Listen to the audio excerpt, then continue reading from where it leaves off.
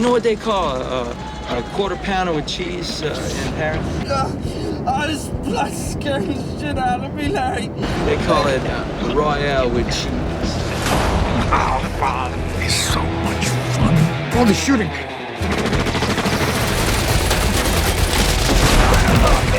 I love that stuff, you know, the killing. A lot of killing. Oh, that's an old trick. If you truly love cinema, you can't help but make a good movie. Which brings me to me. Music time's over.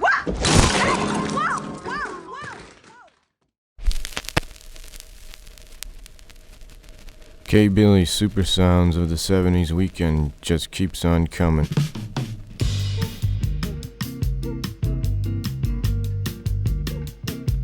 The year was 1962, Knoxville, Tennessee. The talented 15-year-old Connie McHugh finishes school early and gets a job as a nurse at the local hospital. One day after work, she meets a charming actor and musician named Tony Tarantino. After a few months, they get married, and a few months after that, they split. As a parting gift, Tony leaves his ex-wife a surprise, a little of his DNA, which 9 months later receives a name. I found out I was pregnant after we split, but never tried to get in contact with him.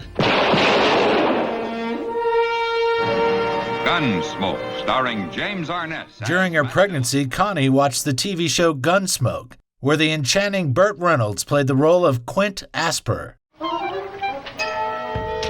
The young girl was enamored with the character and decided to name her future child after him. But I wanted a more formal name than Quint. And then I was reading a Faulkner book, The Sound and the Fury. The heroine's name was Quentin, so I decided that my child was going to be named Quentin, whether it was male or female. I was also looking for a limited number of nicknames. The shortest would be Quent, which I promptly shortened for Q, the name by which most of his friends refer to him. Connie married again when Q turned 2. She chose a musician named Kurt Zastapil. Kurt gave Quentin his last name and adopted him. The family moved to Los Angeles, where Quentin's mother began a successful career in pharmacology. Her career began to take off, and they settled in South Bay, one of the nicest neighborhoods of the city. His mother's love for television and the cinema seemed to genetically pass down to Quentin. He began to go to the movies before he could walk. He was barely 5 when his mother would take him to movies like Carnal Knowledge and Deliverance. You better run, you son of a bitch!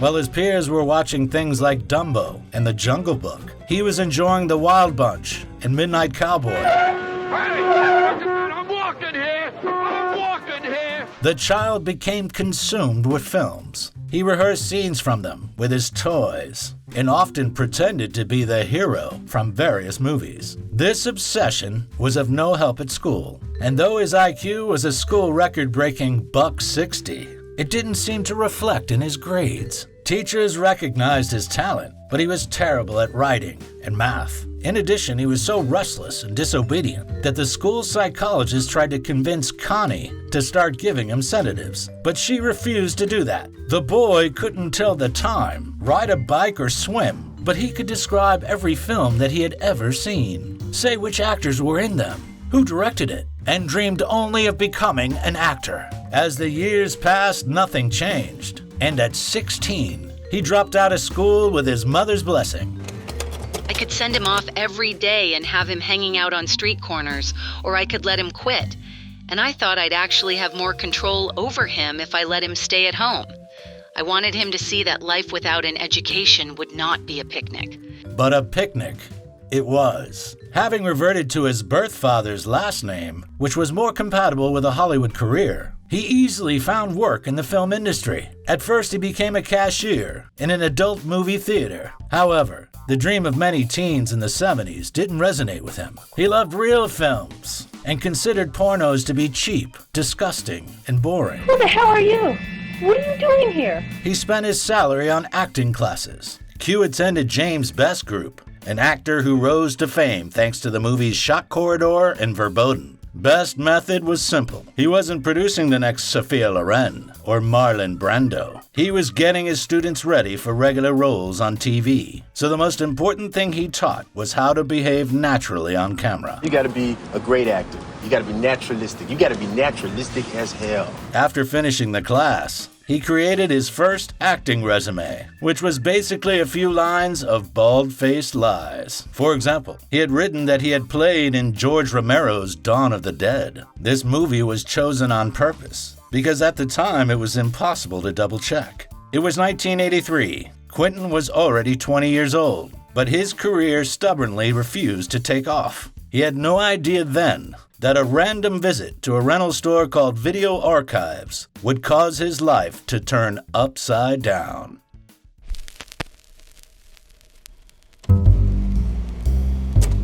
He came by as a film buff one day and we started talking about movies. Got into a discussion about Brian De Palma. 4 hours later, we were still talking. He came back the next day and talked about Sergio Leone. Eventually, I offered him a job, working for $4 an hour with permission to sign out as many videos as he liked, free of charge. You got a boss, right? Yeah. Hey, what's his name? Lance. That's him. Until I became a director. It was the best job I ever had. The store made up for any film education that Quentin might have missed. Every day it was filled with heated, 8-hour discussions about film. Each participant was constantly digging through the collection of 9,000 tapes in order to find just the right film and prove their case. This was not the place where the customer was always right. In fact, just the opposite. You could get insulted if you didn't appreciate Scorsese, or if you never heard of Francois Truffaut. If you came intending to get Hercules in New York, Tarantino would force you to get Blowout, and instead of playing Disney cartoons or the latest Schwarzenegger film, the store played pictures of Goodart and John Woo. The rundown rental store became a haven for all the cinephiles of Los Angeles, where young Quentin amazed the regulars with his phenomenal memory. I always prided myself on my cinema knowledge. Who directed what? Who starred in it? And Quentin would go on to tell you who the supporting cast was, who the DP was, who wrote the screenplay, and probably... Thanks to these circumstances, a small group of like-minded companions formed around Quentin. Roger Avery, a young director working at Video Archives. Craig Hammond, whom Quentin befriended while attending James Best acting classes. And Rand Vossler, who was a beginning screenwriter and director and often visited the rental store. In those days, Craig Hammond and Tarantino were like brothers, spending all their free time together. They studied every Italian and Chinese film they could get their hands on. Hammond suggested they combine their powers and write a screenplay together, which led to My Best Friend's Birthday. Mean, nasty, rude. I mean, he couldn't give a fuck about anything except rocking and rolling, live fast, die young, and have a good-looking corpse. I got something for you. Jesus Christ. Do I get anything in my nose? Not right here. Okay, cool. Okay, ready? Yeah. It's K-Billy, and we're back on the air. The friends invested all their money in the creation of this picture. Still, the budget was so small that Tarantino made up for any lacking actors, and they filmed at his mom's house and a friend's bar. The shooting team was made up of 3 people. Quentin, the director, the administrator Roger Avery, and the cameraman Rand Vossler. The friends threw all their energy into the production, hoping this movie would help them get a little attention and further their careers. But the film was never finished. The laboratory where the film was being stored had a fire that destroyed the majority of the footage. However, it was obvious from the few fragments that were saved that Tarantino's signature style had already begun to develop. So you don't know Eddie? He is really strong and really mean. I'm really jealous.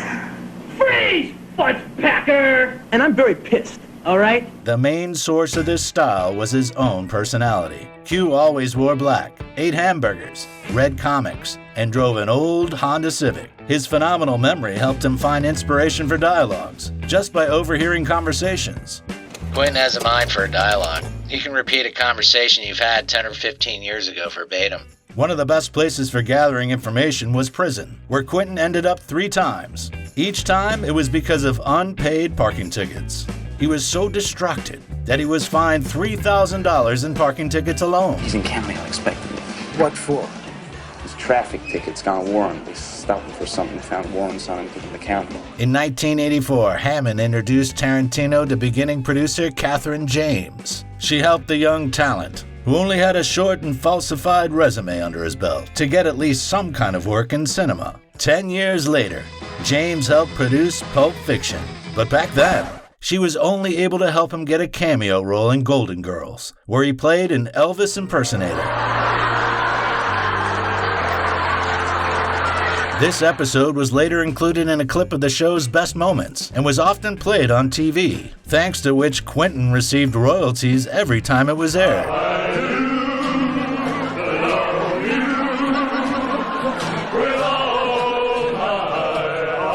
At the same time, Roger Avery gave Quentin his script to read. Open Road was about a couple in love who ended up on the wrong side of the law. Q liked it, and he spent a lot of time convincing Avery to finish it. Roger was always busy and clearly burned out, so he asked Quentin to do it himself.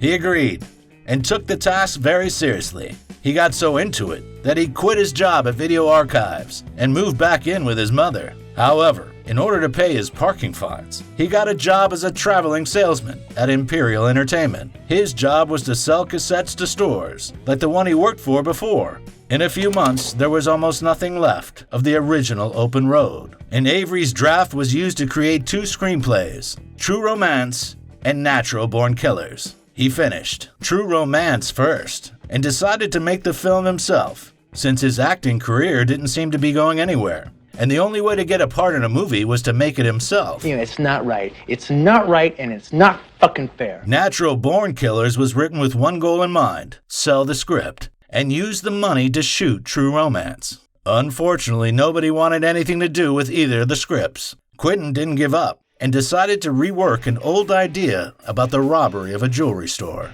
Having completely devoted himself to his new work, Quentin first gave the rights to Natural Born Killers to Rand Vossler, who had helped him make My Best Friend's Birthday, and later, thanks to Catherine James, sold True Romance to the American Screen Actors Guild for the minimum amount allowed, $30,000.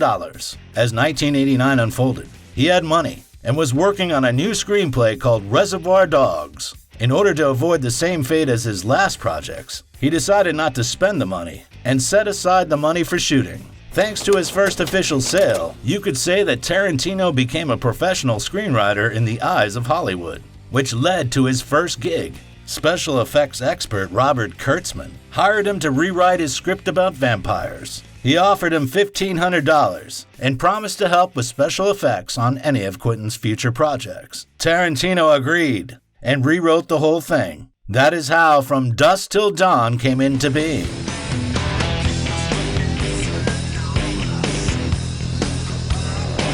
But Kurtzman was unable to shoot it. At one point, Robert Englund, who played Freddy Krueger, showed interest, but later changed his mind. This became Quentin's third project, which was resigned to gather dust on the shelf. When he received his next job, Quentin quit his salesman's job. For his work editing the dialogues in Past Midnight, starring Rutger Hauer as the lead, he was paid $8,000, though we wouldn't call it editing exactly.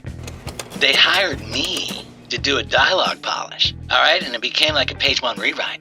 And then by the time they made the movie, it became half my rewrite and half of the original script. Maybe you're giving him too much credit. Maybe Jordan just isn't a natural born killer. Thanks to After Midnight, Quentin's name appeared in the credits for the first time.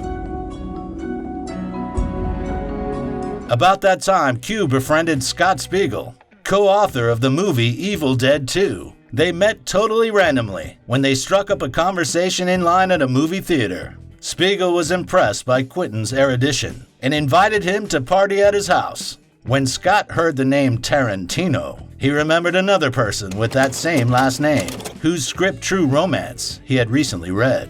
When Quentin told him it was his work, Spiegel was amazed and promised him that no matter what, he would help him make a movie. The next day, he convinced Lawrence Bender, the producer of his latest film, to work with Tarantino. That meeting became a turning point for both their careers. Tarantino worked with Lawrence as a producer for the next 19 years. There's another asshole, my producer, right next to him, man. Tapping his fucking watch. Bender immediately advised Quentin to focus on making Reservoir Dogs. Tarantino finished the script in just 3 weeks and wanted to start shooting right away, using the money from True Romance and his friends as actors. But Bender asked Quentin for 1 year to seek financing worthy of a professional movie. What happened was, I told Lawrence, all right, look, I'm going to be writing this film. I'm going to start with it next month, and I'm going to be finished with it in a few days. All right, so I write it and finish it, and I show it to him, and he goes, this is pretty good. Why don't we try to get this going as a real movie? All right, no, I've heard that all before. Forget it. I don't trust that. I'd spent 6 years trying to get deals on films. No one was going to give me a job to make a new movie. All right, no one was going to take a chance and go, here's $1 million. And so I took my destiny out of their hands. I had written 2 other scripts before that I thought I was going to make. But this one, as I'm writing it, I knew I was going to shoot a film on it. This was the one. This was achievable.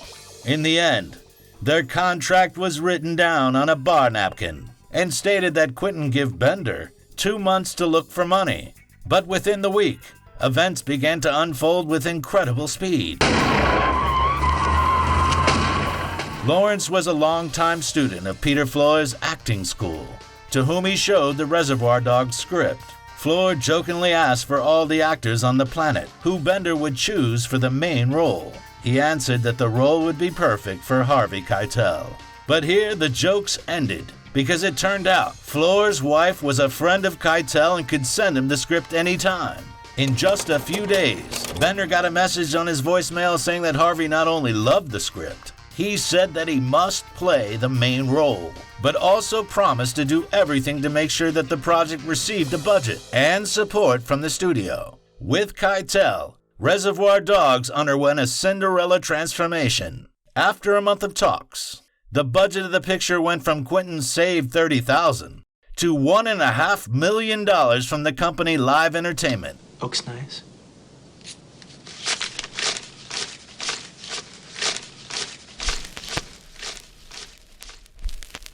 Throughout his career, Harvey Keitel tried to trust amateur directors.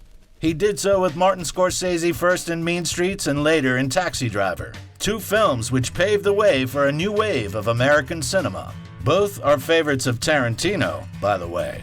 But then his career took a dive, beginning with Francis Ford Coppola, who personally threw him out of Apocalypse Now and replaced him with Martin Sheen. And the main fiasco was his part in Saturn III, where he got completely dubbed over. Yes, you have a great body. May I use it? Things started to get better just before he agreed to do Reservoir Dogs, thanks to his roles in The Last Temptation of Christ and Thelma and Louise. In short, the decision to act for Tarantino was returning to his roots, working with young directors, and a big risk for a career that had just started to level out. Is that supposed to be funny? Of course, his name helped the movie. As soon as the rumor that Keitel was going to be in Reservoir Dogs was confirmed, other stars began to consider the project themselves. That's why in the early stages, Christopher Walken expressed his interest, though later he changed his mind, whereas Chris Penn, Steve Buscemi, and Tim Roth happily joined the project. Also, Samuel L. Jackson auditioned for the role of Holdaway, but Tarantino chose Randy Brooks over him. This better not be some kind of Freddie joke, man. That's the story of how an unknown writer with no directing experience got a star-studded cast and $1.5 million. Quentin needed to get some experience before he started shooting. So in June of 1991, he went to the Sundance Festival, which provided dozens of master classes, combining amateur cinematographers with stars of the industry. That's where Quentin and Steve Buscemi filmed a few practice scenes for Reservoir Dogs. I mean, for all I know is you're the rat. For all I know, you're the rat. Yeah, all right, now you're using your fucking head.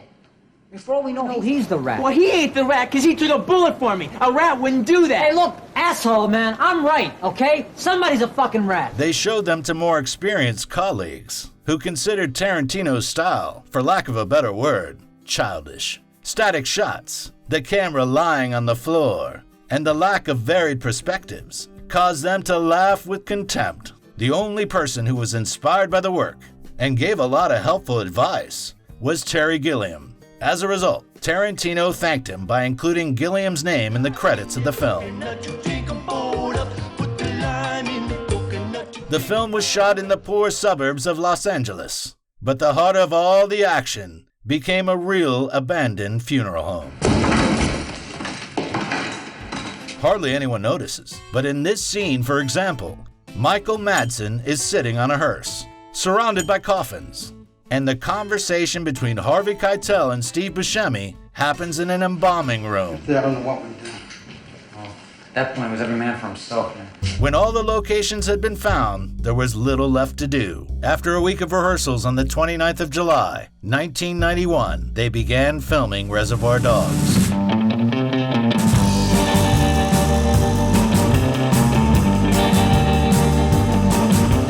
The greatest challenge during the 5-week shooting process was reserved for Tim Roth. He had to lie in a puddle of fake blood for up to 10 hours a day. By the evening, the syrup and dye concoction thickened, and he had to literally be scraped off the floor. At one point, Quentin considered replacing Tim with a doll, but the actor insisted that he would lie there as long as necessary. I was panicking for a minute back there, but I got my senses back now. This iconic torture scene was created thanks to Robert Kurtzman, who hadn't forgotten about his promise to help with special effects, in exchange for the script From Dusk Till Dawn.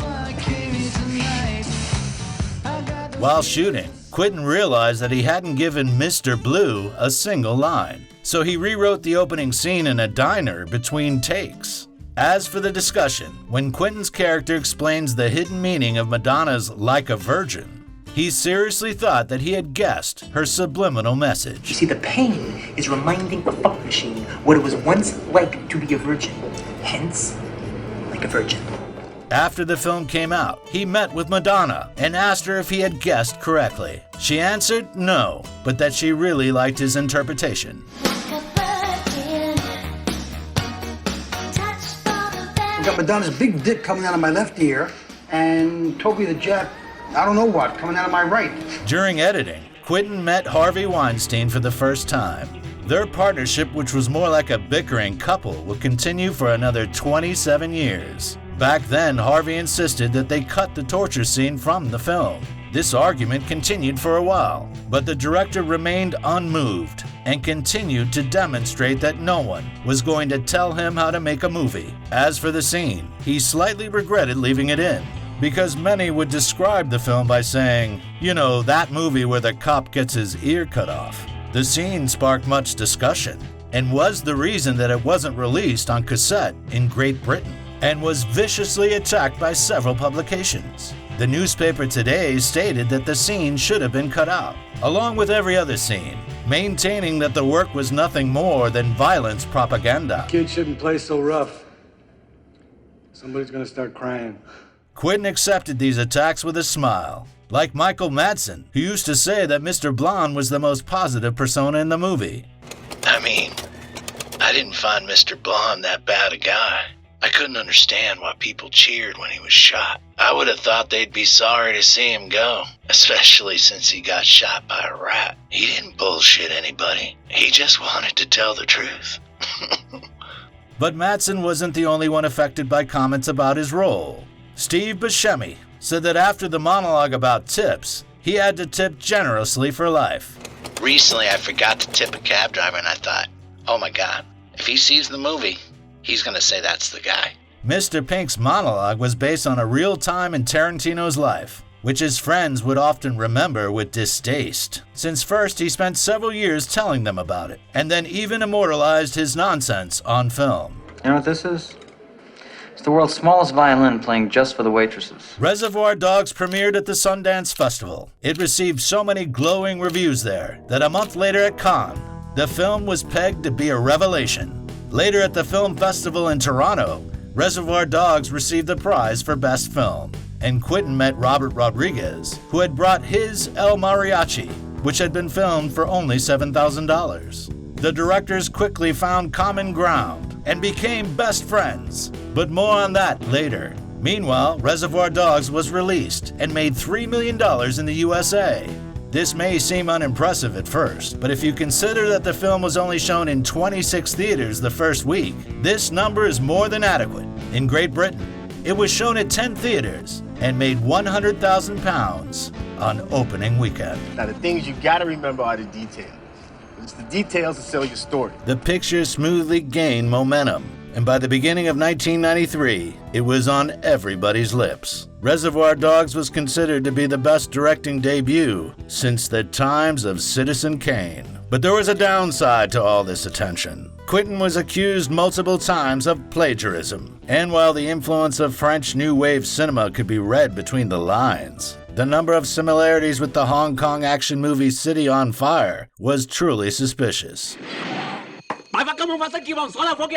Here's what happens in one of the scenes of the film. A gang of robbers with the code names Brother Joe, Brother Chu, Brother Fu, and Brother Nam run after they fail to steal a diamond. The job was ruined because one of the robbers, a psychopath, started shooting. The police were lying in wait, tipped off by Brother Chu, who was undercover for the cops. During the escape, Brother Chu is saved by the more seasoned Brother Fu, who in turn provokes Brother Chu when he unloads 2 cartridges of bullets onto the cop's windshield. Brother Chu kills an innocent witness and is wounded in the stomach. Fu takes him to the meeting point at an abandoned warehouse. Fearing that they were betrayed, he calls in the big boss. The boss declares that Chu is a cop and turns the barrel of his gun on him. Fu reacts because he thinks Chu is innocent, and he gets out his gun too. The next scene finds them in a belligerent standoff. Look familiar? That's your proof? You don't need proof when you have instinct. Of course. It's worth mentioning that this is only a 20-minute segment of City on Fire. Although the connection can't be ignored, the style, dialogue, and plot structure of the films are completely different. But of course, this topic was too good for journalists to pass up at press conferences. At the Cannes Film Festival, Tarantino gave the press a clear answer. I love City on Fire, and I have the poster for it framed in my house. It's a great movie. I steal from every movie. I steal from every single movie ever made. I love it. If my work has anything, it's that I'm taking this from this and that from that and mixing them together. And if people don't like them, then tough titty. Don't go and see it, alright? I steal from everything. Great artists steal. They don't do homages.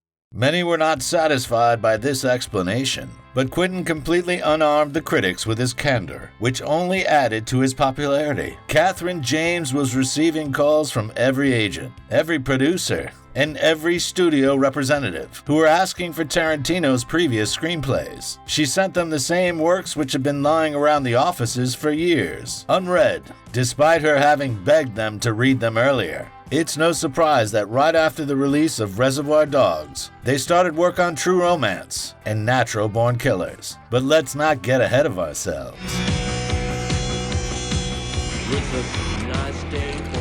Back during the masterclasses at the Sundance Institute, Tarantino had met Tony Scott. Tony had been wanting to make a crime action film and offered to buy the rights to Reservoir Dogs. But Tarantino refused and asked him to read True Romance instead. He read it in one evening, and by the next day had used all his connections to buy the rights and find a $30 million budget. He also got Roger Avery to join the project, since the first version of the screenplay was his. Roger tweaked the screenplay a little bit to find the director's needs, and also rewrote the finale. Tony knew that this upset Quentin, whereas Scott's happy end was a compromise with Hollywood's expectations of a commercial film.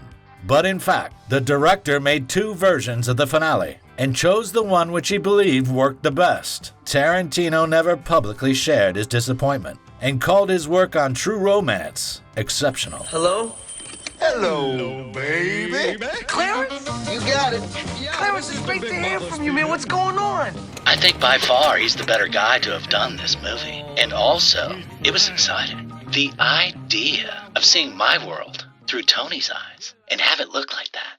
True Romance was produced by a company created by Quentin and Lawrence Bender, A Band Apart, named after the Jean-Luc Godard film Band à Part. Later, the company worked on all of Tarantino's films and partnered with Robert Rodriguez, John Woo, Tim Burton, Darren Aronofsky, and Luc Besson. After the premiere of True Romance, Quentin helped to promote the picture by going on the promo tour. And though he wasn't being paid for that, he went to great lengths to ensure the film's success at the box office. However, with Natural Born Killers, it was a different story. My name will get brought up from time to time, but I think I've done a pretty good job of distancing myself from the film.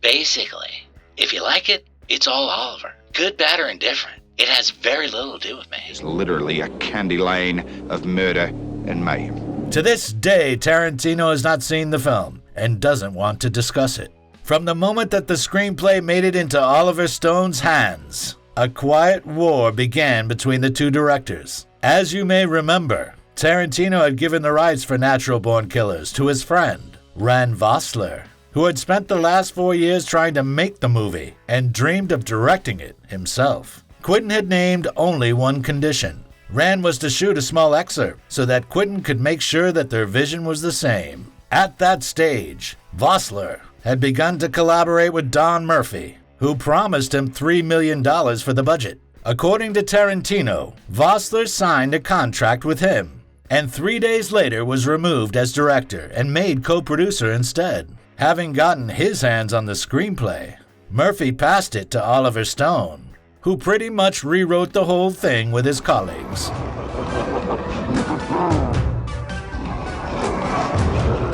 Tarantino was furious and said several times that everyone who was part of creating that film just wanted to use his newfound glory. Murphy countered by saying that he would never bet on a director whose Reservoir Dogs made less at the box office than Leprechaun. You can't fix Ozzy's brain. I know that. In another interview, Murphy explained that they had to rewrite the screenplay because, like all of Tarantino's screenplays, it seemed to be made up only of expletives. Are you gonna bark all day, little doggy? Or are you gonna bite? Similar quips and snide comments continued for more than a year, until both sides came to an agreement, whereby Tarantino would stop airing his discontent in exchange for a tidy sum. He also insisted that his name not appear in the credits, though it ended up there anyway. A humble line read, "Story by Quentin Tarantino." Thanks to the agreement, Quentin made more than $500,000 in royalties on this project. Oliver Stone thought it was incredibly hypocritical to sever all ties with the film, but then agreed to receive royalties and a percentage of the profit. He was also highly displeased when he found out that Quentin had told the actors from Reservoir Dogs that if they ever worked with Stone, they would never work with him again. The story reached its climax with the release of a non-fiction book entitled Killer Instinct, which told the story of the creation of Natural Born Killers. Within the pages, it's easy to find dozens of jabs and insults pointed at Quentin, with most quotes belonging to Don Murphy. If Quentin didn't agree with what was published in my book, he should have taken his grievances to a court of law. That's the civilized recourse society has provided for disagreements. But Quentin didn't take them to court. On the 22nd of November 1997, in a Los Angeles restaurant, he beat Murphy up. He was stopped by the police on his way out, but Don didn't press charges. The conflict was mediated by Miramax co-founder Harvey Weinstein, who convinced the enemies to shake on it. But a few days later, Tarantino went on the Keenan Ivory Wayans show and gladly described, in detail, how he'd bitch-slapped Murphy. He sued Tarantino and demanded $5 million in moral damages. The case was rejected, and both sides agreed to stop talking dirt about each other. Fuck you, buddy boy. Fuck you. All right, fuck you too. Fuck you talking to. All right? Hey, fuck off. But let's go back to 1992. After the premiere of Reservoir Dogs, Quentin spent 6 months in Amsterdam. The first few months he did what everyone does in Amsterdam. Later, Roger Avery joined him, and they started work on the screenplay that would later become Pulp Fiction. Quentin already had in his hands the proposal for his next project, with a budget of at least $1 million.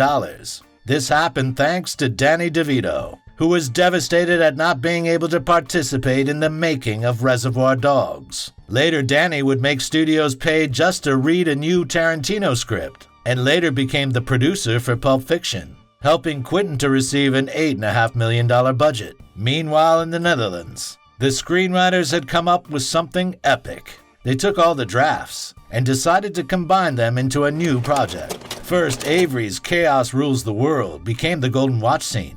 They also added a deleted scene with the soiled car interior from True Romance, a perfected story about a date, and a dialogue that never made it into Natural Born Killers. We're not at the finish yet, baby.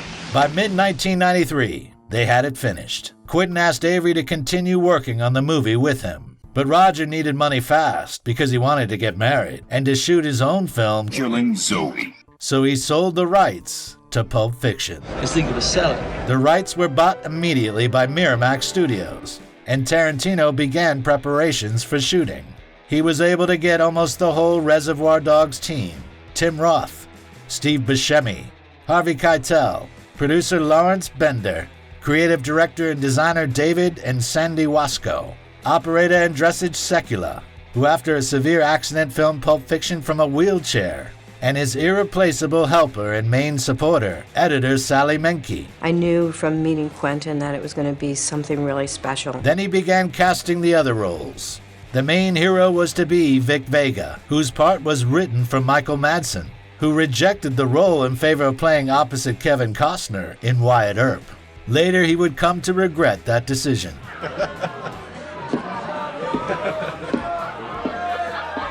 The character was turned into Vic's brother, Vincent, and producer Lawrence Bender was planning on inviting Daniel Day-Lewis to play the part. But Quentin had an idea, which caused everyone to think him bat crazy. Vincent.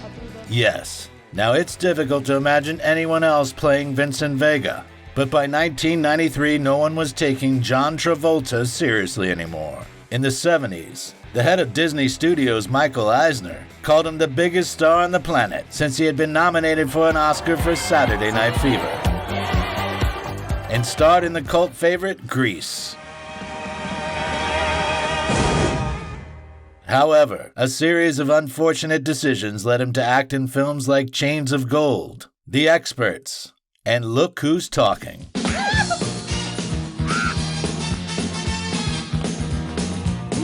As much as I like John Travolta, I couldn't bring myself to watch some fucking talking baby movie. Oh! Who is that? People had stopped taking Travolta seriously, but Tarantino saw genius in him. In one of his favorite films, Blowout, by Brian De Palma, Travolta put on what Quentin would call one of the best acting performances in the history of cinema.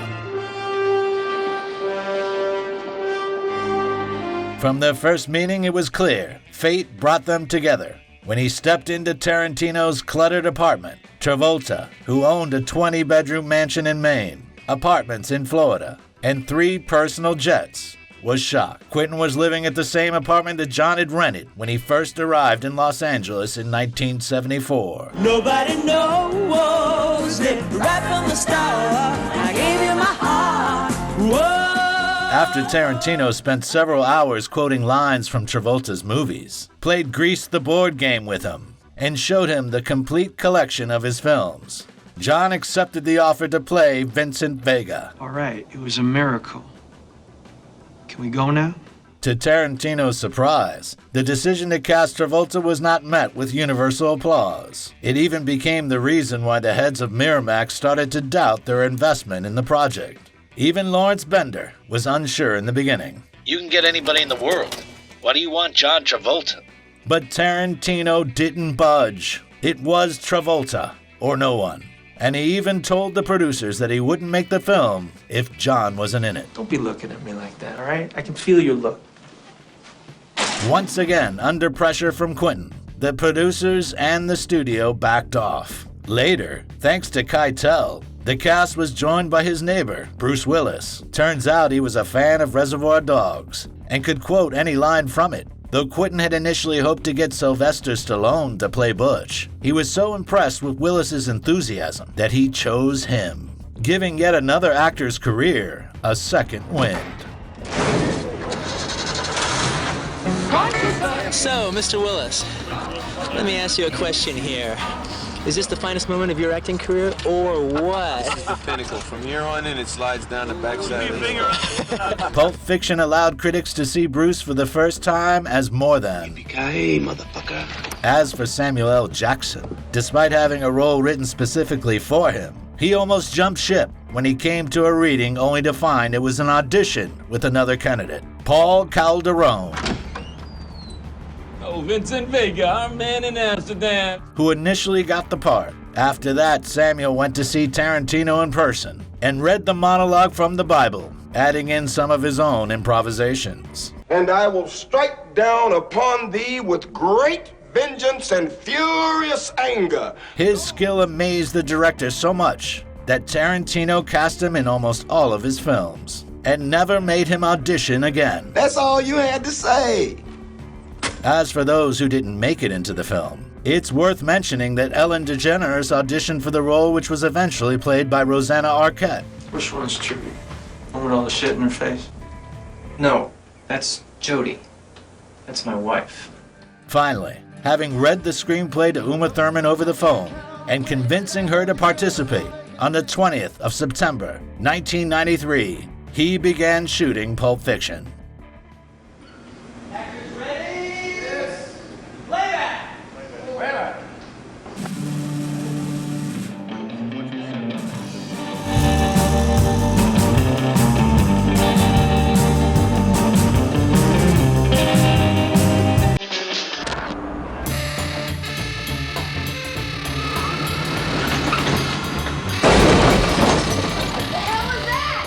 Filming had started, and still, Quentin was choosing who he was going to play. Though he saw himself as Lance the drug dealer, he decided on playing the anxious Jimmy. Don't fucking Jimmy me, Jules! Okay? Thinking that he wanted to be on the other side of the camera in the final scene. Vincent Vega and Marcellus Wallace's wife. The scenes involving Tarantino were directed by Robert Rodriguez. They look like a couple of dorks. Ha ha ha, you're closed, motherfucker. When one thinks of Pulp Fiction, one instantaneously pictures the interior of the Jack Rabbit Slim's restaurant.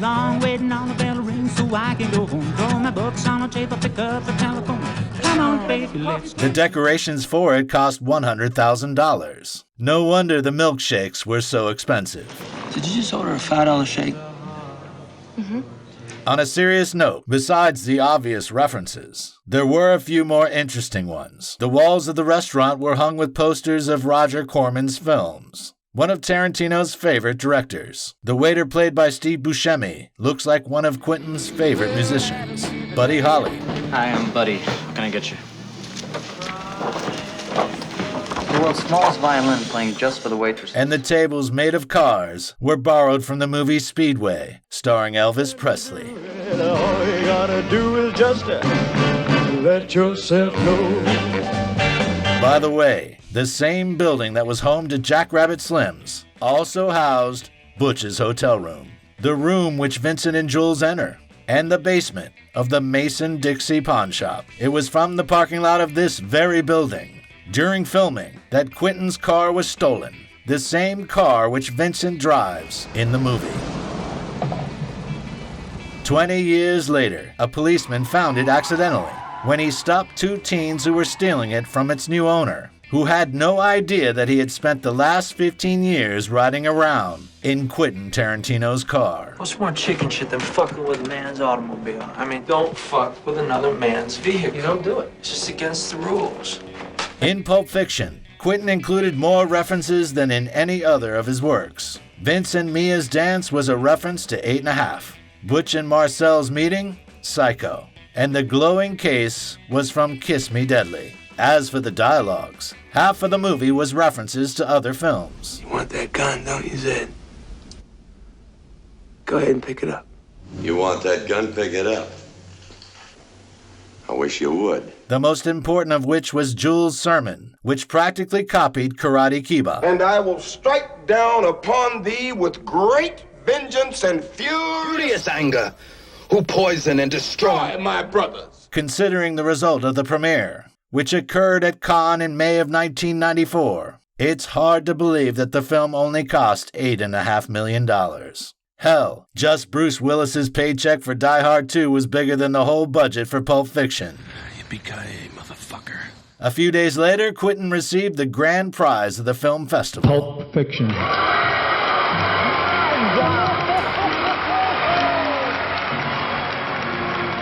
Cannes started a chain reaction. The movie received awards from the Film Critics Association for Best Picture, Best Directing, Best Screenplay, Best Acting done by John Travolta, as well as Golden Globe and BAFTA for Best Screenplay, as well as 7 Oscar nominations. Best Picture, Best Actor, Best Supporting Actor and Actress, Best Director, Screenplay, and Film Editing. But at the 67th Academy Awards ceremony, Pulp Fiction together with The Shawshank Redemption were victims of the sweeping success that was Forrest Gump. I got a day. I believe he said he had to go pee. It was one of the most predictable battles for the Oscars. But Pulp Fiction did get a statuette for Best Original Screenplay, and their acceptance speech is considered to be one of the best in the history of the Oscars. My wife Gretchen, who I love more than anything in the world, and I really have to take a pee right now, so I'm gonna go. Thank you.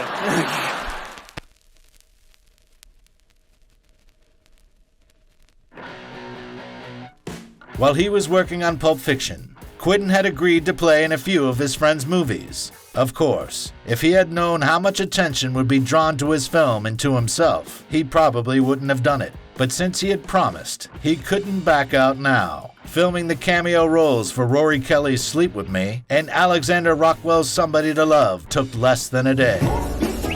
For the opposite sex is the fact that you think funny gets you somewhere, all right? But funny doesn't get your dick sucked. What can I get you? The same can be said for the phenomenal moment in Robert Rodriguez's Desperado. Muchas gracias. However, for his role in Destiny Turns on the Radio, he had to set aside several weeks right in the middle of the promo tour of his own film. For every ending, there's a new beginning. What are you, goddamn fortune cookie? That was the moment when Pulp Fiction became a box office success, making over $200 million and having broken even 25 times over. At the end of '94, Quentin and a few of his close friends, Robert Rodriguez, Alexander Rockwell, and Allison Anders, collaborated on a film called 4 Rooms. There were supposed to be 5 rooms, but Richard Linklater, the 5th in the group, declined to film his episode. Things didn't work out with the lead actor either. All the directors wrote their episodes with Steve Buscemi in mind, but he was too busy and was replaced by Tim Roth. I've got to get out of here. Money! The episode shot by Quentin was a retelling of a story from Alfred Hitchcock Presents, which the characters themselves openly admit to. You ever see the one called The Man from Rio with Peter Lorre and Steve McQueen? Besides Tim Roth, the main roles were played by Tarantino, Chester, not Sir, Chester. Paul Calderone, who Quentin hired as a kind of apology for not giving him the role of Jules, and Bruce Willis. An interesting fact about Bruce: when he played the part for free, he broke the rules of the Actors Guild, and because of that wasn't mentioned in the credits. Hey, Ellen, I'm sorry. I'm fucking sorry about that. What do you want me to do? Speaking of the credits, they're almost the best thing of the movie. Unfortunately, complete failure awaited the film. Critics tore it apart, dubbing it the main disappointment of the year. Why should that surprise anybody? When the hell has America, ever been fair? We might be right every once in a while, but we're very rarely fair. Alexander Rockwell and Allison Anders' episodes were dragged through the dirt. And though Tarantino and Rodriguez were not quite so unfortunate, it still didn't help the picture to break even, becoming the first and only financial train wreck in Quentin's career. But there was no time to grieve, since in 1995, 6 years after it was written, the screenplay for From Dusk Till Dawn was finally approved. Having decided to focus on the role of Richard Gecko, Quentin asked Robert Rodriguez to take the director's chair. And because me and Robert were friends and buddies and stuff, and he read it and he came back and he goes, "Man, this is a really cool script. I'd do this tomorrow, man." Recognize this. He didn't recognize shit. Seth, I'm telling you, the way he looked at us, you especially, I knew he knew. Miramax gave the project a $19 million budget, which was more than all the duo's previous film budgets combined. That was how the friends received complete creative freedom and began to cast actors for the roles. The first to be picked were Quentin and Rodriguez's friends, Harvey Keitel. Has anybody here read a real book about vampires, or are we just remembering what some movie said? Juliette Lewis. Where are you taking us? Mexico. What's in Mexico? Mexicans. Danny Trejo. Welcome to the Titty Twister. And Cheech Marin. You can find cheaper pussy anywhere. Fuck it. Later, as a nod to B-movies, roles were given to B-movie star Fred Williamson. Anything you got to say to them? Say to me first. And makeup artist Tom Savini, who had worked on Friday the 13th and Dawn of the Dead. I met Quentin a long time ago at a convention where I was a guest of honor. Quentin was a kid in the crowd. Said, Mr. Savini, I wonder if you'd come by this video store where I work and sign some of your videos. We have lots of old videos. You probably like them. We're in Manhattan Beach. Okay. I went, because I'm nice to everybody. You know why? They grew up to be Quentin Tarantino. Next, Robert Rodriguez brought Salma Hayek to the project, who initially kept rejecting the proposal because of her fear of snakes. Rodriguez even lied, saying that he'd offered the part to Madonna, after which Salma went to 2 months of psychotherapy to get rid of her phobia.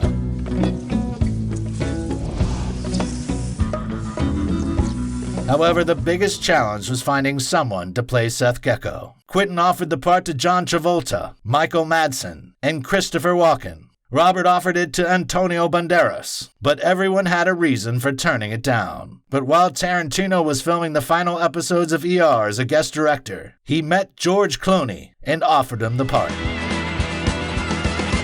From Dusk Till Dawn became his big screen debut. You think I'm fucking playing with you, asshole? Do you want this little girl to die, or that little girl, or yourself? There are a few interesting facts worth mentioning, one of which is the wonderful reference to cheap films of the 80s, where one actor was often used to play several different characters. Hey, not so fast. Step aside, asshole. Oh, are they psychos? Or? What was that? And another is that Jules' monologue from Pulp Fiction was initially written for the head of the Fuller family. And of course, the reference to the screenwriter's own foot fetish.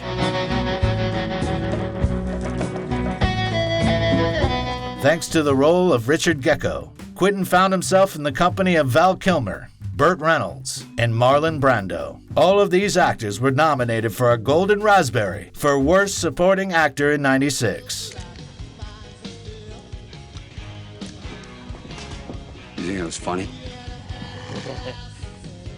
Nonetheless, many consider it to be the best performance of Tarantino's acting career. He was able to bring to the screen a real psychopath without exaggerated grimaces and pages of text which he usually hid behind. Years later, many critics began to observe that his performance was one of the highlights of the movie. Wait a minute. I'm sorry. Can we one more time? I'm sorry.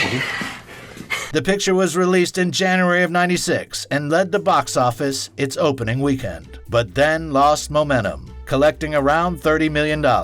This number was a disappointment for Miramax Studios, which had high hopes for the project. The press didn't help the picture either. It not only criticized Tarantino, but found fault with Rodriguez and Clooney as well. But, as always, time will tell, since Dusk Till Dawn became a cult classic, which entertains movie lovers to this day.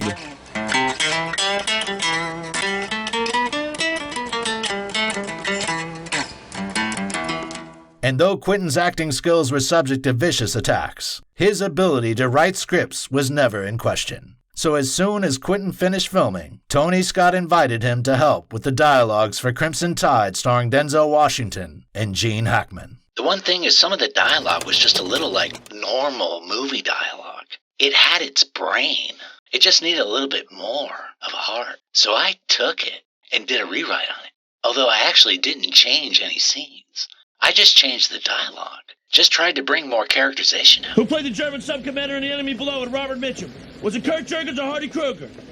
Sir. Wrong answer! Drop down and give me 20! Now! Quentin is a very rare animal, yeah. that what he does, he brings a reality to these people with a sense of humor. And it's very difficult to find a writer who can give you darkness and humor together. Despite a few setbacks, interest in Tarantino grew, and the question, what would be the writer's next big picture, tormented all of Hollywood's news outlets. His opponents never missed an opportunity to mention that his previous works were co-written with Roger Avery, and that without him, Quentin couldn't produce a single line. The pressure grew when he rejected the offers to direct Speed and Men in Black. It was only by the end of 1996 that he announced that his next project would be a screen adaptation of Elmore Leonard's novel, Rum Punch. Having bought the rights to the novel a few years back, the director nursed the idea for several years, making lots of changes to the original source. He switched the location from Florida to his familiar Los Angeles, changed the skin color and last name of the heroine, the name of the movie to Jackie Brown, and of course, spiced up the dialogue. What's wrong with you knocking on the door like the goddamn police? You looking to get shot?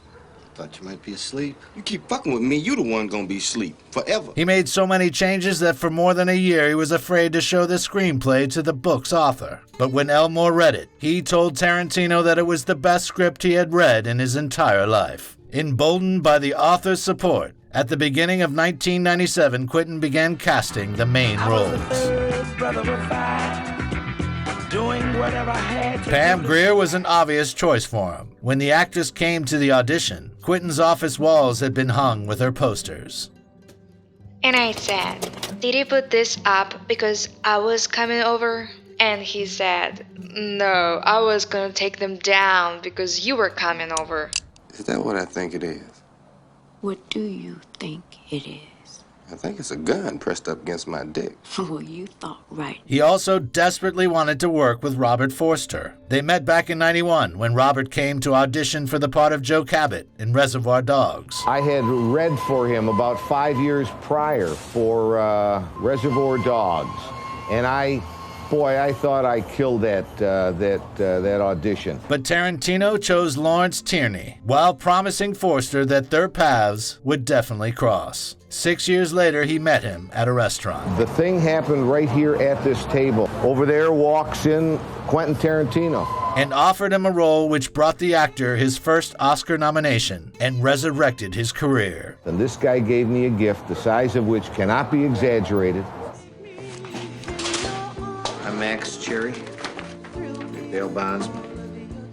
It's weird that no nominations were given to De Niro, who played a very atypical role for himself. That's Japan. Oh, yeah, well, yeah, I can tell. Want to fuck? Yeah. Or to Samuel L. Jackson, whose performance makes your blood run cold. Take the scene with Chris Tucker, for example. I'm sorry, man, but I ain't getting no goddamn trunk.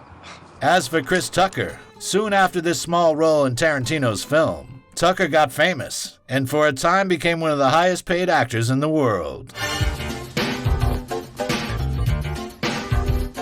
Quentin often expressed his disappointment with the lack of nominations for Grier, saying that she deserved to become the first black actress to receive an Oscar for a lead role. Come on, it's getting silly now. Oh, silly? You want to see some motherfucking silly? If I have to tell you to shut up one more time, I'm gonna shut you up. By that time, Tarantino's ability to breathe new life into an actor's deflated career had become legendary. He was often interrogated about who he was going to save next. All right, I'm not coming from that place. I'm trying to cast the best actors, or the coolest actors, in whatever role. And I'm not using the hot star list in order to do it. Thinking about you every day, and I don't even know. Jackie Brown premiered on the 29th of December, 1997, and made $10 million the first weekend, while having a budget of only $12 million. In total, the picture made it to the $74 million mark. It wasn't the success of Pulp Fiction, but it wasn't a failure, though. That's exactly how Quentin felt about it. In addition to the lack of nominations for Best Director and Best Screenplay, the less than exuberant reviews were what pulled the rug out from under him. He reacted aggressively to news headlines like, "The grossly overrated Tarantino," saying it was the press that had spent the last 5 years overestimating him in the first place. To describe what he was feeling, it would be enough to say that his next movie would come out 6 years later. A few months after the premiere of Jackie Brown, Quentin made another attempt to make it as an actor in the play Wait Until Dark with Marissa Tomei. The Broadway premiere ended with a standing ovation. In the audience were many of Tarantino's fans and colleagues, and it seemed that a play with $3 million in pre-sale tickets was bound to be a success and become a Broadway sensation, and it did. In the reviews the next day, the critics attacked Quentin with such ferocity that it eclipsed all the bad press that he had received during his whole career. And though Tarantino parried the blows with scathing comments back at his opponents, he was not prepared for the battle against the theater critics. 2 months later, having played the required amount of shows, he left Broadway. After this series of unfortunate events, shattered and upset, Quentin Tarantino shut himself up in a small apartment and began to write a new script. The Nameless project was about the Second World War, combining 3 stories, none of which had a finale. Unable to overcome his writing block, Tarantino left the bustle of New York and Los Angeles and spent a year and a half in Austin, Texas. That's what I love about Austin. It's just so damn small. Resigned to smoking marijuana, drinking, and watching thousands of films in the company of his faithful friends, Robert Rodriguez, Richard Linklater, and Mike Judge. However, he quickly tired of the pointless waste of time and found an annual festival called QT, where he would show favorite movies from his gigantic collection and tell stories of forgotten, unrecognized directors and present new pictures of unknown filmmakers from around the world. Well, the movie will start in just a little bit. Then what we're going to do is afterwards, I'm going to come back. And I'm going to talk about a couple anecdotes about the film and mention a few facts. In 2000, Quentin returned to Los Angeles to act in the comedy Little Nicky, where he played the deacon. He loves all of his children while he loves you. And he loves you. During the visit to L.A., he went to a party hosted by Miramax and bumped into Uma Thurman. They started reminiscing about making Pulp Fiction, and the actress reminded Quentin that once he had come into her trailer with the idea for a screenplay. When I woke, every emotion in me was dead. Every emotion that is, except one. Desire. The desire for revenge. She remembered that the story was based on Francois Truffaut's film, The Bride Wore Black. It was about a female murderer who was shot at in a clock tower by a gang led by Bill, but she survived and wanted revenge. That evening, Thurman asked him the most important question of her career. Are we ever going to do Kill Bill?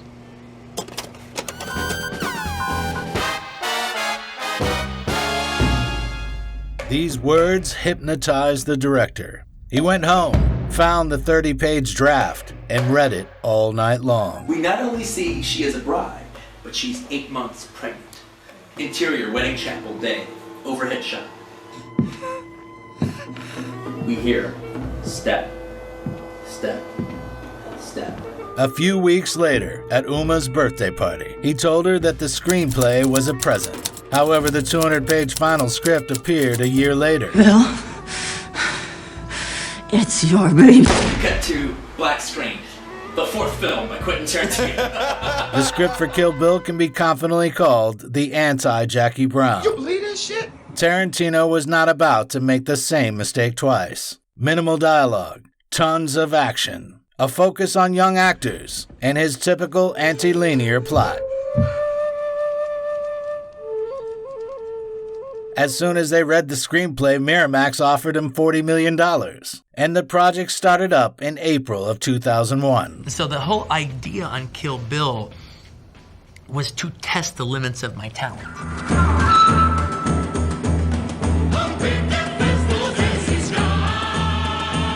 After Uma Thurman, the cast was joined by Michael Madsen and Samuel L. Jackson, though Jackson's role was more of a cameo. Lucy Liu was invited to play the role of O-Ren Ishii after Quentin saw her in Shanghai Noon. He was so spellbound by her acting that he even rewrote a character for her who was initially meant to be purely Japanese. The price you pay for bringing up either my Chinese or American heritage as a negative is, I collect your fucking head. It was harder to find an actor to play Bill. Tarantino invited Kevin Costner and Warren Beatty, but both refused. Costner is practically famous for saying no to Quentin's films, and Beatty lacked the desire to devote time to learning martial arts. Therefore, Quentin offered the role to a person who didn't need to learn martial arts at all.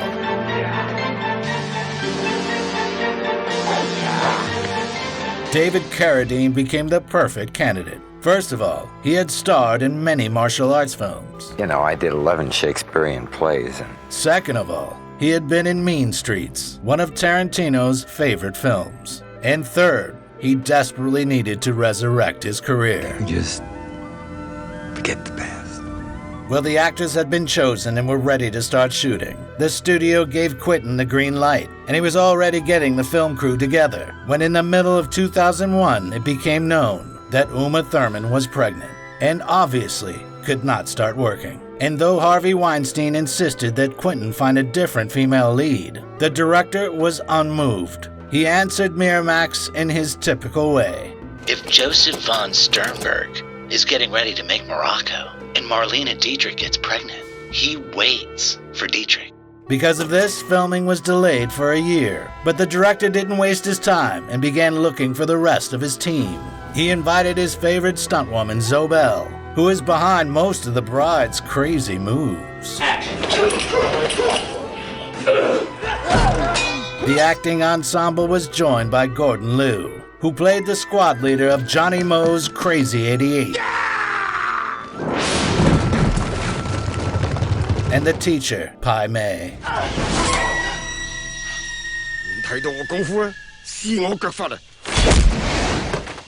Initially, Quentin had planned on playing Pai Mei himself, and even completed 2 months of martial arts training, but changed his mind at the last second.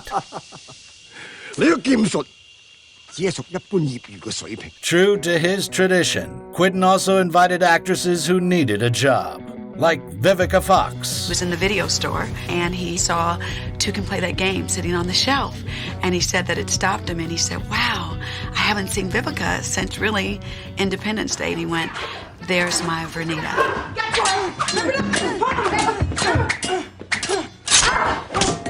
And Daryl Hannah. That's right. I killed your master, and now I'm gonna kill you too. What's cooler than cool? L. Driver. Later, Robert Richardson joined them, who had previously filmed Platoon, Casino, and A Few Good Men. And it's worth mentioning that he also filmed Natural Born Killers, and had often worked with Oliver Stone.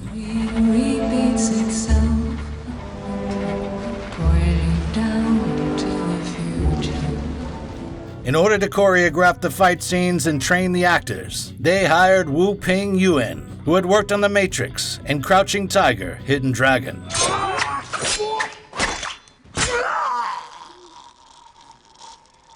The music was done by rapper. Listen, I met him when I was doing the promotion for the film Iron Monkey. He asked me would I like to produce the soundtrack in the way that I produce Wu-Tang albums. I said, well, it's, whatever, I do, that's easy. I mean, that's like nothing. If that's what you want, consider it done. And Robert Rodriguez, who required that Tarantino pay him a salary of exactly $1. Tarantino returned the favor when he insisted on the same deal for filming a piece of Robert Rodriguez's Sin City. But more on that later. Another interesting fact, Sonny Chiba was invited to play the role of Hattori Hanzo. And I've been wanting to work with Sonny since I was a little kid. And Sonny Chiba, one of his coolest things that he did amongst all these great movies is he had a TV show. All right, the Japanese title of the show was Kage no Gunda. And each time they did a new show, he was a different Hattori Hanzo. It'd be like, Hattori Hanzo the first, and then he'd be Hattori Hanzo the second. And so I just continued that philosophy when I wrote my Hattori Hanzo. So he's Hattori Hanzo the 100th in Kill Bill. You must have big rats. You need a Hattori Hanzo's stew. Sonny is a legend of Japanese martial arts films. That guy up there, it's Sonny Chiba. Darian? Yeah, the one in black. Who in real life likes to make katanas and retired from acting after his role in Kill Bill. 28年前、もう二度と作られると神仏に誓ったことを私は破り、そしてやり終えた。 Only 5 months after Thurman gave birth to her son, on the 17th of June 2002, filming finally commenced. Action!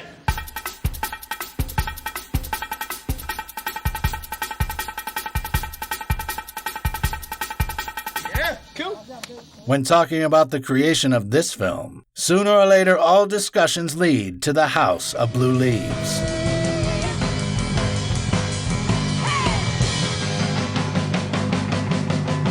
Tarantino wanted to create the most epic action scene of all time, and was willing to do anything to achieve that vision. In order to completely avoid computer graphics, he insisted that the special effects team use a method from Japanese films, where they load the stuntmen up with condoms full of fake blood. Even the blood was chosen with deadly precision.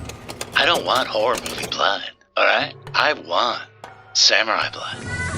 In the end, more than 1,500 liters of fake blood was spilled. The scene became a trial for the whole film crew, and for the actors and the stuntmen. And instead of 2 weeks, the predicted time needed to shoot the scene, it took 2 months. I've always considered action directors the greatest movie directors in the world. If you can do action well, then you're the greatest.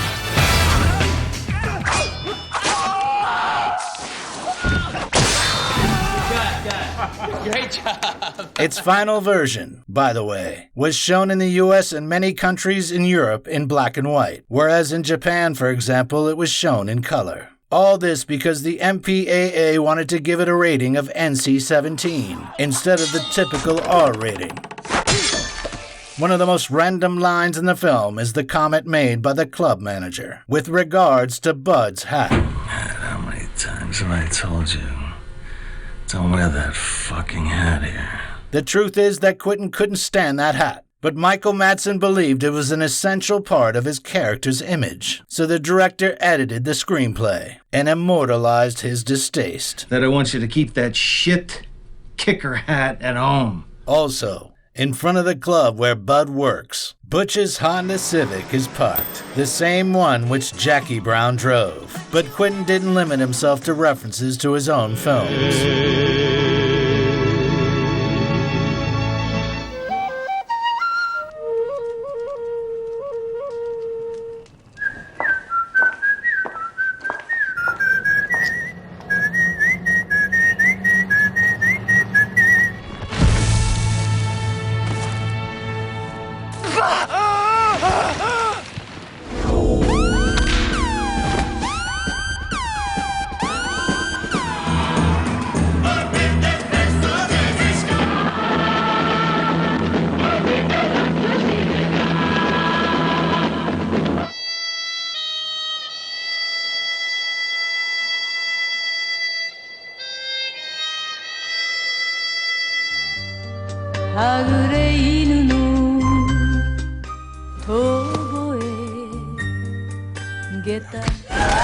Kill Bill became a paradise for Easter egg hunters. A scene worth special mention is the one where Daryl Hannah is depicting the pain of Elle Driver, clearly inspired by the suffering of Pris from Blade Runner, which she had depicted 20 years earlier.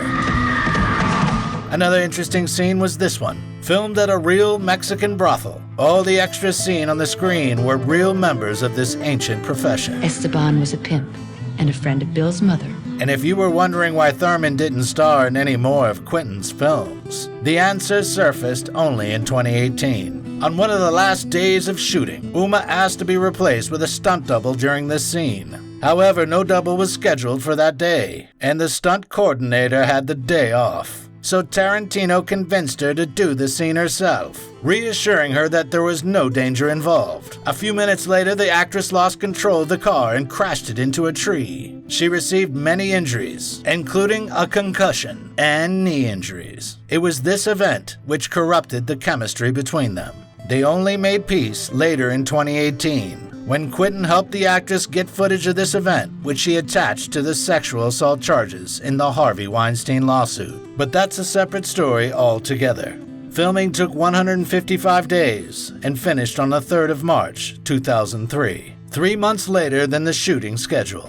Yeah, we're way over schedule, and we're way over our original budget. But it's still the biggest motherfucking bargain in town. We're Miramax's competition to the Matrix. We're Miramax's competition to Die Another Day in Star Wars. Kill Bill was supposed to be one composition lasting around 3 hours, but Harvey Weinstein suggested that Quentin split it into 2 parts. Tarantino happily agreed, since that gave him the chance to expand the characters' backstories and action scenes more.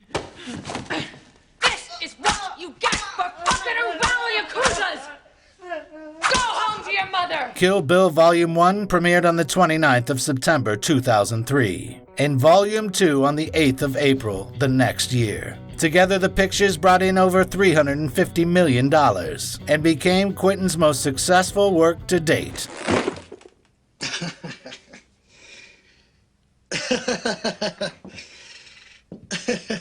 Of course, this time, he didn't expect any recognition from the Academy. The film wasn't nominated in a single category at the Oscars, but at least Uma Thurman was nominated for the Golden Globe for both volumes. The second time, she was joined by David Carradine. However, the main success of this trilogy was the fact that after a series of unfortunate events and failures, Tarantino once again regained confidence in his abilities.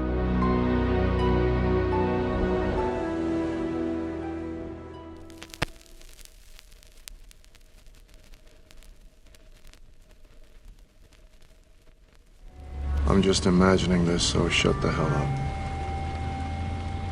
It tells you something about your state of mind, don't it? The year after that, he filmed the scene from Sin City to pay back his favor from Robert Rodriguez. You better stop. You're making him mad. Whatever you say. You got the bouncing headlights, fanning out. It was Quentin's first and last experience working with digital cameras. Hey, and let's have a big thank you and round of applause to our guest director today. Special guest director. The director is known for his faithfulness to film. And when asked how he felt about working with digital media, he always answered like this. I think it's the death keel. I think it's the death rattle. Yeah, I do. And I also have even another whole aspect about it. I've always believed in the magic of movies. Yeah. And to me, the magic of movies is connected to 35 millimeter. Because everyone thinks, you can't help but think, that when you're filming something on film, that you're recording movement. You're not recording movement. You are just taking a series of still pictures. There's no movement in movies at all. They are still pictures. But when shown at 24 frames a second, through a light bulb, it creates the illusion of movement. So thus, as opposed to a recording device, when you're watching a movie, a film print, you are watching an illusion. And to me, that illusion is connected to the magic of movies.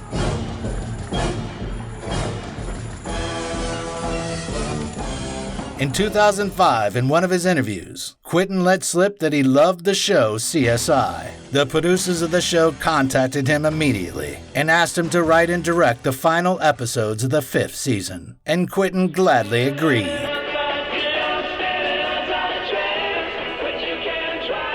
Son of a bitch. He's screwing with us. Afterward, Quentin returned to Austin. There, he presented the film Hostel by Eli Roth, which he had produced. Now speak.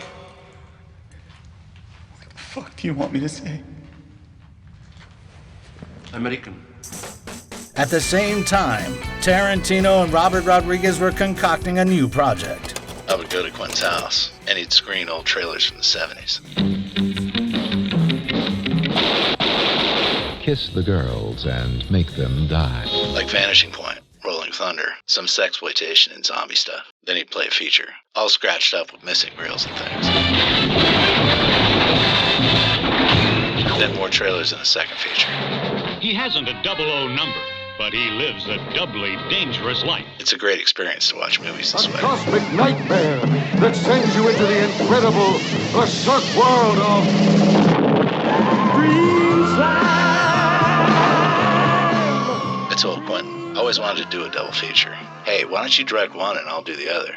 And he replied, and we've got to call it Grindhouse. Planet Terror and Death Proof. Only at the Grindhouse. They chose 2 simple stories for the opening pictures, neither of which they had originally planned to film. The first part became Planet Terror, which Robert Rodriguez was in charge of, and the second, Tarantino's Death Proof. The idea, like the title, like the film, came to Tarantino out of fear of getting in an accident like this. He decided to buy a Volvo, a car famous for its safety. However, his friend told him he could buy any car, give it to the stuntman, and for $10,000 they would make it death-proof. Voila. Initially, Quentin had planned to invite Mickey Rourke to play the lead role, but because of a timing conflict, he didn't make it to the project. He was replaced by Kurt Russell, who became the star of the picture. The fun part has been working with Quentin in creating that character, and he's it's different from anything I've done. But as we all know, when you go to work for Quentin Tarantino, you do it for the money. That's certainly why I'm here. Hey! Ladies! That was fun! Also, one of the roles was played by Tarantino's favorite stuntwoman, Zobel.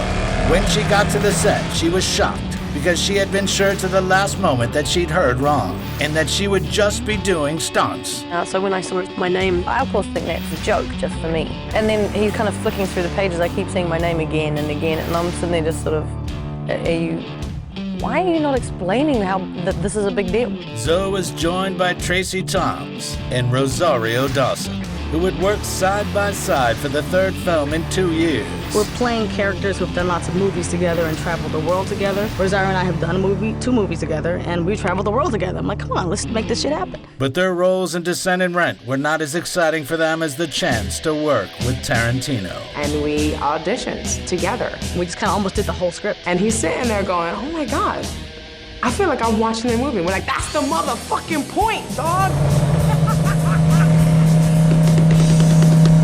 And of course, the father-son acting duo Michael and James Parks, who played the father and son policemen Earl and Edgar McGraw. Well, what are you gonna do?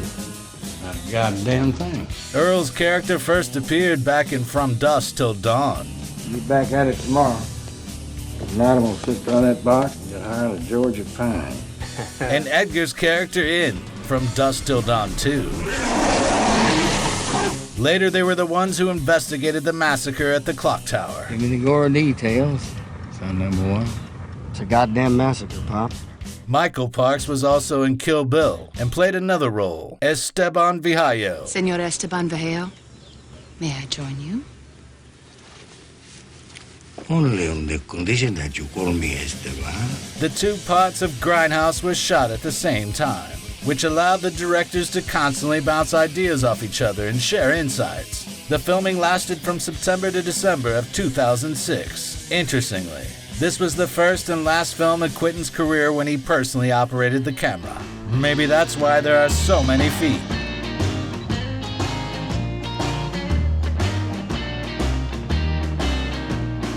The hell are my keys? Here they are. Later, the directors combined their pictures and added a few fake trailers. These trailers were directed by their friends, Eli Roth, Thanksgiving, Edgar Wright, Don't.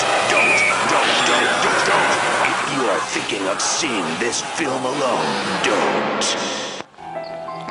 and Rob Zombie. Werewolf Women of the SS. Rodriguez made another one, but later Machete actually became a real movie. Machete. Also, because of the double feature aspect, large pieces of the dialogue were cut and most of the scenes were shortened. But the main difference between the 2 versions of the film was the private dance scene and the accident that followed. I really enjoy the fact that if you count the minutes, it actually hasn't changed that much. But it has changed things 180 degrees emotionally.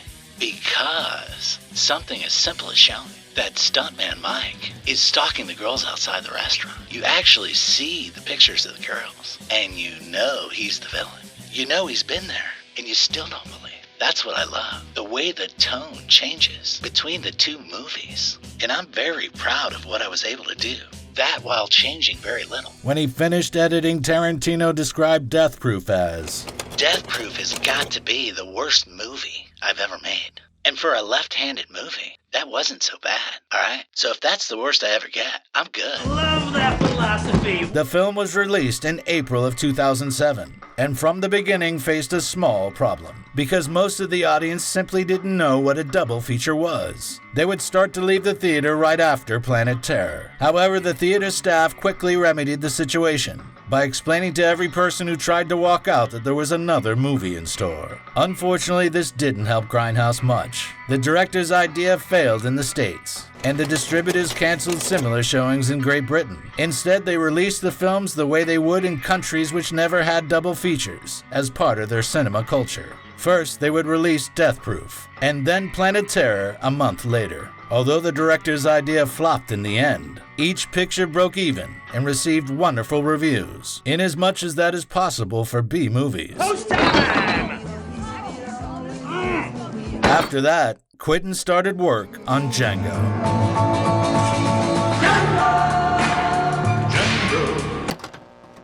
Actually, on Sukiyaki Western Django, where he had a small role and was an advisor to the director, Takashi Miike.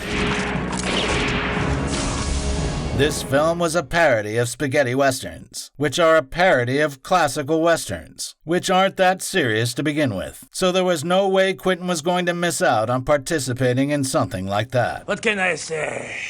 At the end, I am an anime otaku at heart.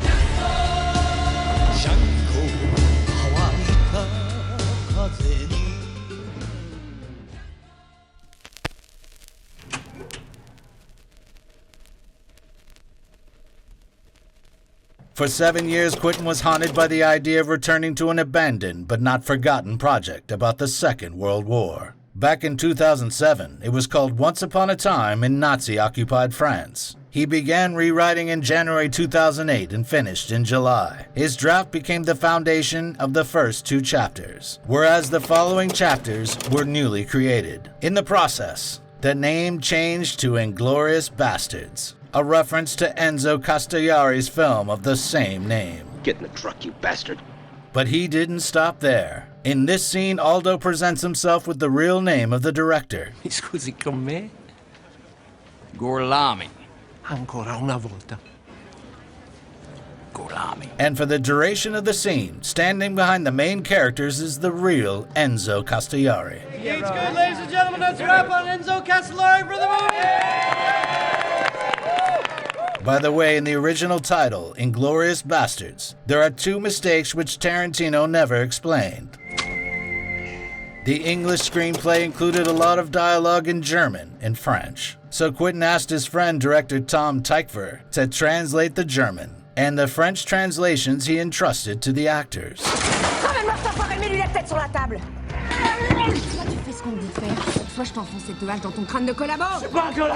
Later, having reunited with Lawrence Bender, who hadn't worked on his last film, he received a budget of $75 million and started choosing actors. First, he invited Harvey Keitel and Samuel L. Jackson, but you won't be able to see them in the movie, because Harvey voiced the officer talking to Hans Landa in Aldo Rain. Bring them straight to me for debriefing. Is that clear, Lieutenant? Yes, sir. Over and out. While Samuel was the narrator. Shoshana has a collection of over 350 nitrate film prints. They were joined by Eli Roth and Omar Doom, who had previously starred in Death Proof.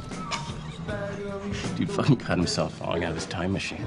Omar Doom, by the way, met Quentin in '98 and began his acting career after following Quentin's advice. After working with him on the previous movie, Omar found out that the director often named his characters after people close to him. Omar third most, he'll be Donnie's assistant. I don't speak Italian. Like I said, third best. Just keep your fucking mouth shut. The same privilege was granted to Julie Dreyfus, who had a whole family named after her. All the Jewish families in this area have been accounted for, except the Dreyfuses.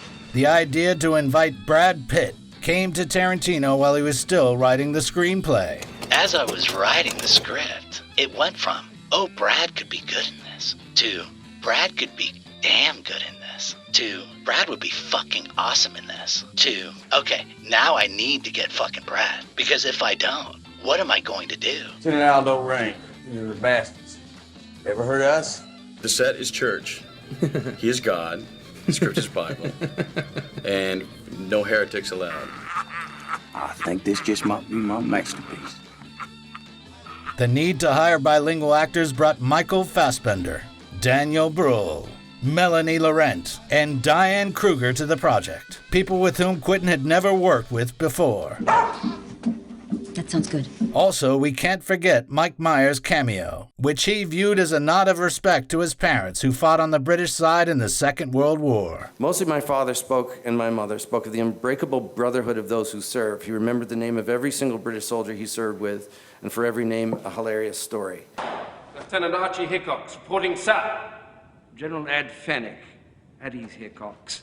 Nor Rod Taylor, who became famous because of his role in Hitchcock's The Birds. By the way, it was Taylor's last role ever in the movies. I saw Quentin direct, and it was the most exciting, exhilarating thing I've ever seen. Then, Martin Wuttke was chosen to play Adolf Hitler, whose career had been filled with similar roles. Besides playing the Führer, he had played Joseph Goebbels twice. Sie werden kein Wort darüber verlieren. Kein einziges Detail. From there, the casting only got harder. First, though the role of Sergeant Donnie Donowitz had been written explicitly for him, Adam Sandler declined, preferring to star in the comedy Funny People. Oof. He was replaced by Eli Roth, who had previously been given a smaller role. The character of Babe Bukinski had to be removed altogether when Michael Madsen decided not to join the project. But the main problem was the search for the actor to play Hans Landa. Quentin needed an amazing actor who was fluent in English, French, German, and understood Italian. He auditioned hundreds of candidates, but no one fit the part. The director was distraught and thought that perhaps he had written a character that was impossible to play. I literally had a moment where I didn't think I was going to find it. And I called the producers and said, look, if we can't find the right Landa, I'd rather just publish this script and do something else. And the producers, Lawrence and everybody, they were very cool about it. They didn't overreact. They go, well, then you know what? Here's the deal. Then we just spend, this week is just Landa, Landa, Landa, Landa, Landa. And I can just tell you the day that Christoph came, walked in the room, sat down, and read 2 scenes. I remember thinking, and Lawrence was sitting right next to me, go, we're making a movie. Ooh, that's a bingo. Later, Waltz became the first actor to win an Oscar for a Tarantino film. He also became the second, but more on that later. Calabash Meerschaum. No, that's not the name of one of the bastards. It's the name of the type of pipe that Hans Landa smoked. It became popular thanks to another imaginary sleuth, Sherlock Holmes.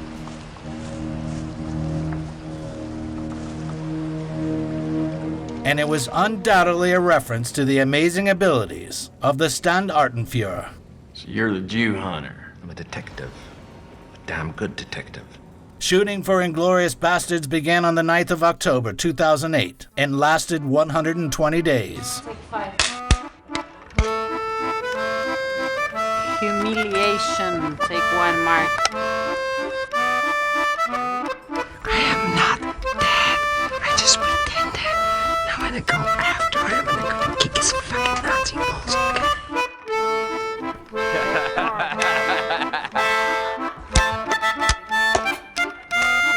You guys were great!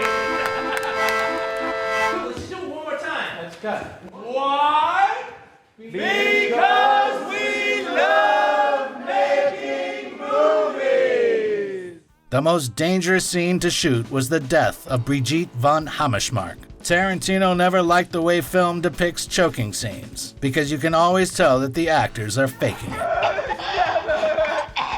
You know He wanted more reality and convinced Diane Kruger to do the scene for real, since he feared that Christoph Waltz would either press too hard or not hard enough. He decided to do the stunt himself. The director was supposed to choke Diane until she started to gasp for breath. As soon as the correct facial expression appeared, Tarantino was supposed to yell cut. Thankfully, it only took one take. And though the actress was unconscious for a few seconds, she completely revived several minutes later. Also, this scene became the most subtle of the director's cameos, though he already appeared in the film as the first Nazi whose scalp the bastards collected.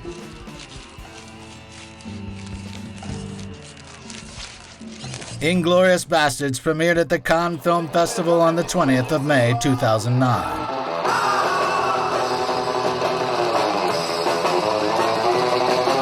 Right before it was released, its running time was 180 minutes, and certain scenes look completely different. So Sally Menke, together with Tarantino, shorted the film by 30 minutes 2 days prior. Any person who has ever edited footage, especially shot on film, knows that it is an incredibly underrated achievement. The picture was a box office hit, making more than $300 million worldwide, and received 8 Oscar nominations. 15 years later, Quentin was considered again for the awards for Best Screenplay and Directing. The movie was also nominated for Best Picture, Cinematography, Film Editing, Sound Mixing, and Sound Editing. But the only one who celebrated a victory at the 82nd Academy Awards was the aforementioned Christoph Waltz. There's no way I can ever thank you enough, but I can start right now. Thank you. Later in 2010, Sally Menke, at the age of 56, died from heart stroke. Their relationship is difficult to describe in words. It was a real symbiosis. Tarantino believed that Sally's work on his films was the work of an equal partner. We work very intensely together, and it's kind of amazing that we still like each other. If I was with my husband that long, I don't think I'd like him that much. Quentin often said that she was the only person in the whole world capable of seeing the order in his chaotic vision, and called Menke his only full-fledged partner.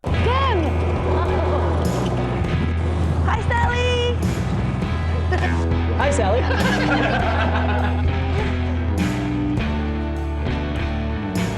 Hi, Sally. Hello, Sally. I think Sally's right there. Hi, Sally. Hey, Sally, how's it going? Sally, how are you? Good. Doesn't matter, right? Mike says hello. Hi, Sally. That was true? Sally. Hi, Sally.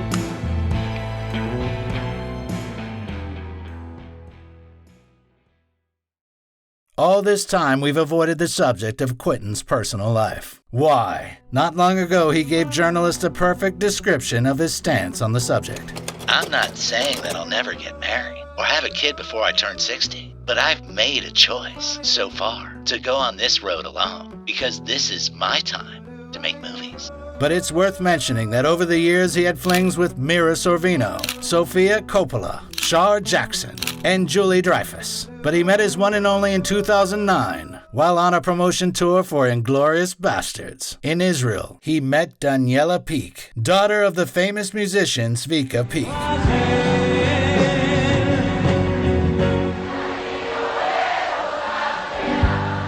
2 weeks later, they appeared on the red carpet in Los Angeles as a couple. But several months later, Peek and Tarantino parted ways. Not long after, in an interview, Quentin admitted that Daniela was the woman with which he could imagine his future. But right now, his career was more important. One might have thought that those were just nice words to placate his ex. But Tarantino wasn't lying. And in 2016, they renewed their relationship and got engaged. But as Tarantino says, while he's making movies, there will be no wedding. But let's return to 2009. The last stop on the promo tour for Inglourious Basterds was Japan, where after yet another press conference, he wandered into a local music store. While perusing the endless shelves, he stumbled upon a compilation of spaghetti western soundtracks.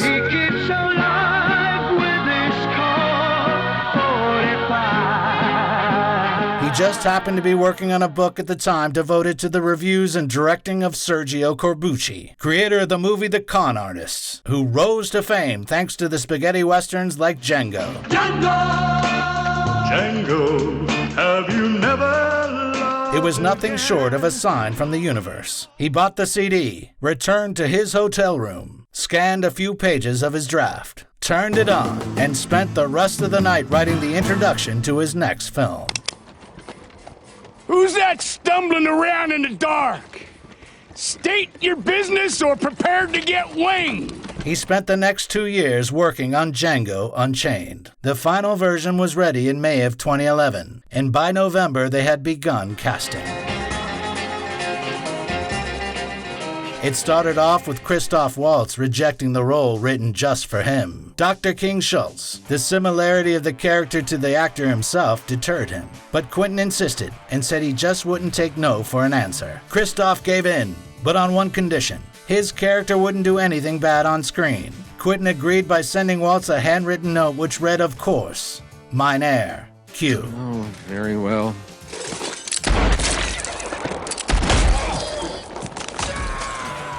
From the beginning stages of the script, Tarantino had planned to invite Will Smith to play Django. He was the only candidate, but Smith declined. Later, he explained that he hadn't felt that the character was the lead role. He was more of a sidekick for Dr. Schultz. Otherwise, it would have been Django pulling the trigger in the final scene. Tarantino countered that in that case, the murder would have been nothing but revenge, whereas a white man killing a white man was foreshadowing the coming Civil War, an end to slavery.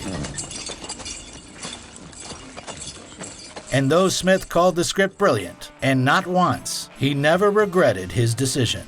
After that, Terrence Howard, Idris Elba, Chris Tucker, Tyrese Gibson, and Michael K. Williams all tried out. But as soon as he met Jamie Foxx, he forgot about the others. When asked why he chose Jamie, Quentin said, He was the cowboy. Forget the fact that he has his own horse. And that is actually his horse in the movie. He's from Texas. He understands.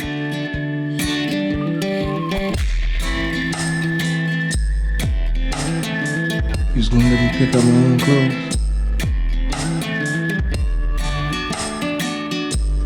D-J-A-N-G-O. The D is silent. Calvin Candy was also written with another actor in mind. Tarantino didn't name names, but he didn't hire that actor because he realized he was just too old for the role. That's a problem I have. I'll be thinking about somebody and not take into account that I'm thinking of them from 20 years ago. But according to rumor, I love rumors. The role was most likely reserved for John Travolta, though we're certain that no one was upset with Tarantino's final choice. Well, then we got nothing more to talk about. The only person there were no problems with was... Yeah. Hello, my ass. Who this up on that name? After that, the project was joined by Kerry Washington, Jonah Hill, Bruce Dern, Walton Goggins, and many of Quentin's old friends.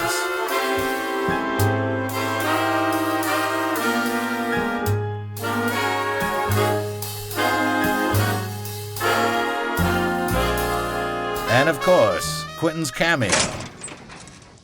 A little donut off for you black plastic flavor. And his other cameo. So how about no bags this time? But next time, we do the bags right, and then we go full regalia. While preparing for the role during a writing session, Christoph Waltz dislocated his pelvic bone. Well, you know, the riding the horse wasn't that much of the challenge. The falling off was.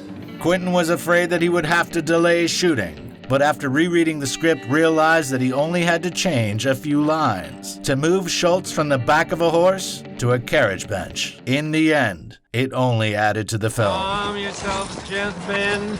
I mean you no harm. I'm simply a fellow weary traveler. The picture received a record-breaking budget for Quentin, $100 million. And on the 25th of January 2012, they started shooting. Sun comes up and rises high. It's so hot, it's gonna make me cry. Oh Lord, oh Lord.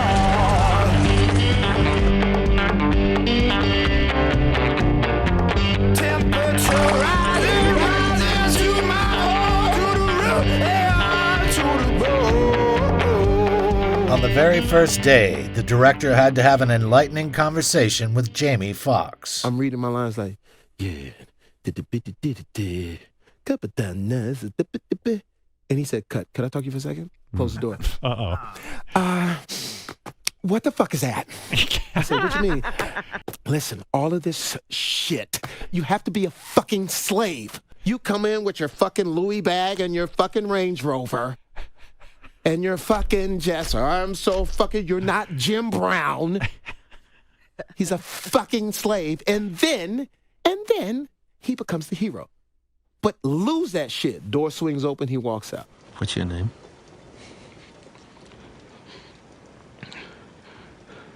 Django. Leonardo DiCaprio, on the other hand, needed no enlightening. You can learn more about how his scenes went by watching his biography. A lot of lies said around this dinner table here tonight, but that you can't believe. Another interesting cameo was Franco Nero's, who played the lead role in the original Django. What's your name? Django. No one will hurt you anymore as long as you're with me. Also, we can't forget a typical Tarantino film moment. What were we talking about? In the beginning, James Remar's character dies at the hands of Dr. Schultz. In the end, James Remar's other character kills Dr. Schultz. Shooting lasted for over 5 months, and the amount of footage filmed was mind-blowing. When the film's producer Harvey Weinstein first saw how much Tarantino had shot, he wanted him to take the proven route and split the movie in 2. But Quentin preferred to shorten the film almost by half. Scenes that didn't make the cut included the backstory of D'Artagnan's hunters, and some scenes with Zobel. Also, the dialogue between Steven and Django when they arrived at Candyland was before the scene where Schultz meets Broomhilda. This scene was Jamie Foxx's favorite one, which didn't make the final cut. But the biggest loss was a whole plot line where Kerry Washington's character was sold by a slave owner, played by Jonah Hill. But nobody can see. So it'd be nice to see. The actor had around 15 minutes of screen time, but Quentin wasn't pleased with the outcome, so he gave Hill a small role in the Ku Klux Klan and invited Sacha Baron Cohen to replace him. But the reshot episode was cut anyways. Goddamn time wasting sons of bitches. The editing dragged on for 4 months, mostly because Tarantino couldn't work as well as when he had Sally Menke by his side. I've been really melancholy these last few days, because this is usually the time where she would kind of be running the show, this last little bit. So I'm particularly missing her now. I have to be more responsible for my own movie. Menke's place was taken by Fred Rasky, who had previously worked as Sally's assistant on Kill Bill, and was the film editor for the first, The Fast and the Furious. During the first stage of writing the music for the picture, Quentin had a serious argument with Ennio Morricone, who was upset with how the director had used his compositions in the film.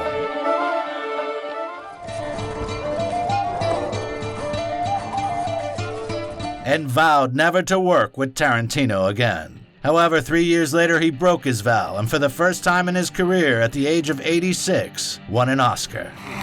This is the first Oscar and 6th nomination for Ennio Morricone. The premiere of Django Unchained was in New York on the 11th of December 2012. The events that followed can only be compared to the success of Pulp Fiction. The picture earned more than $424 million and became the most profitable of Quentin's career. It also attracted many accolades. Christoph Waltz, for his role as Dr. Schultz, received a Golden Globe, a BAFTA, and the aforementioned Oscar. Waltz set a record, by the way. His character has 1 hour, 6 minutes, and 17 seconds of screen time. This is the longest of any actor who received an Oscar for Best Supporting Actor.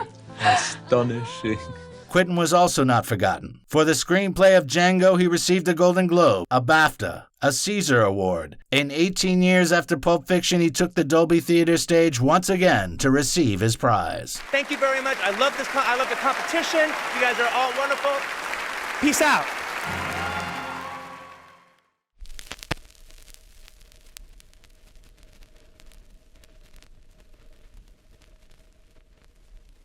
The Chinese premiere closed out the promo tour for Django Unchained. Quentin returns to Austin, where he begins work on a new project. Despite convincing from the Weinstein brothers, he refused to make a Django sequel, but having fallen in love with the main character couldn't get him out of his head. So he decided to write a few stories and publish them in softcover. Some typical Pulp Fiction, so to speak. So fucking funny. No goddamn thing. The first one he started writing was the rugged Django in White Hell. But the further he got with the story, the more he realized that the character just didn't fit the narrative canvas. So Quentin changed the character and turned the short story into a screenplay. Got room for one more? By the end of the year, he had the first draft of a script on his hands entitled The Hateful Eight. It needed some serious work since usually Tarantino's final copy was always the fourth or fifth rewrite. But before doing the final edit, he wanted to make sure he had the support of 6 people with whom he wanted to make the movie. The names of 2 of them remain a mystery, but the others were Michael Madsen, Tim Roth, Bruce Dern, and the producer of Django, Reggie Hudlin. It was one of these men who was responsible for the leak, which led to the screenplay being published online. If I don't hear a confession from one of you motherfuckers quick, fast, and in a hurry, I'm gonna pour this whole pot of coffee down that bitch's goddamn throat. This was an unprecedented event for such a small circle of confidants. Quentin was furious. He gave an interview where he announced that he wouldn't be filming the movie. Later, believing that Reggie Hudlin was responsible for the leak, he filed a lawsuit against him. But if the director dumped the film, how did it end up being shot? How so? Yep, 6 months later, when Tarantino had cooled down, he decided to host an open reading in Los Angeles with the actors he had planned to hire. The event had 1,200 people in the audience, who on average had paid $200 for a ticket. They were not disappointed. In the end, the audience gave a standing ovation, and the actors began to convince Tarantino to film it after all. Quentin was so touched that right then and there, he declared that his 8th film would be Hateful Eight. I fucking knew it! The cast was mostly made up of Tarantino's friends for whom he had written the roles. You're writing your life story. You bet I am. Am I in it?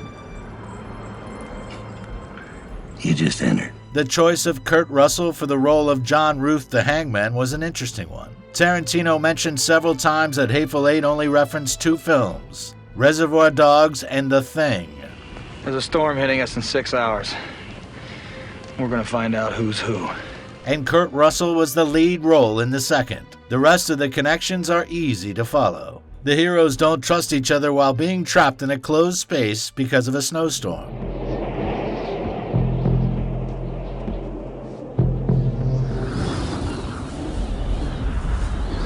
Russell's character is paranoid and disarms the rest of the characters. Put those torches on the floor and back off. Like I said, nothing personal, just a precaution. And of course, Ennio Morricone, who composed the music for both films.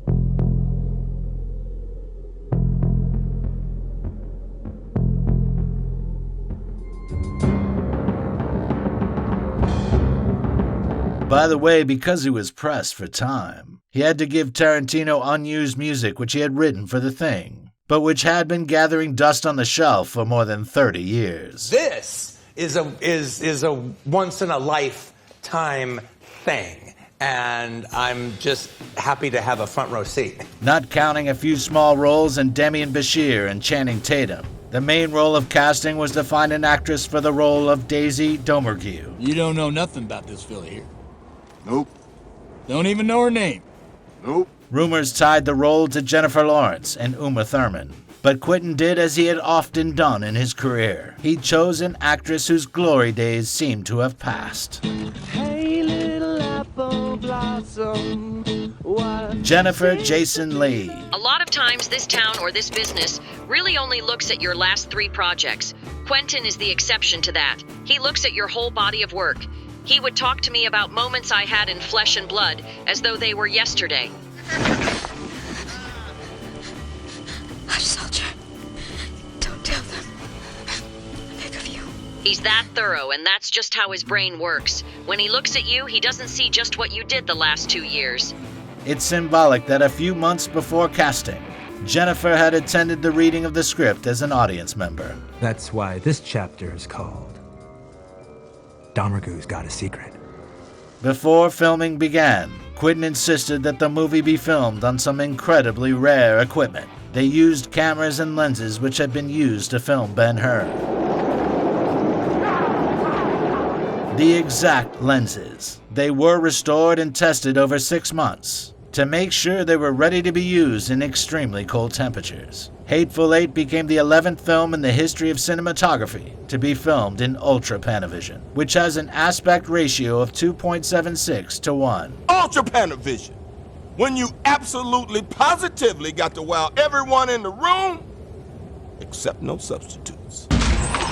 On the 8th of December 2014 at a ranch near Telluride, Colorado, they began filming Hateful Eight.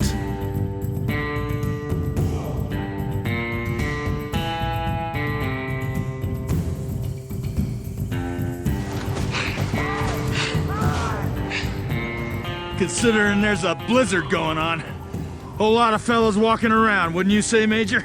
Without leaving Colorado, the film crew shot the exterior of the haberdashery and the panoramic views of the San Miguel Mountains, while the rest of the 3.5 months of filming were done in a pavilion in Los Angeles, outfitted so that the temperature inside was never above 35 degrees. You okay, O.B.? I'm fine. I'll be fine. I just need to get warm. When guitarists hear the story connected to a scene shot in one long take, where Daisy Domergue performs the song Jim Jones at Botany Bay. For life, Jim Jones, I sentence you across the stormy sea. Their blood runs cold. Jennifer was playing on a priceless antique 1870 Martin, on loan from the Martin Museum. There were a few copies at the set, but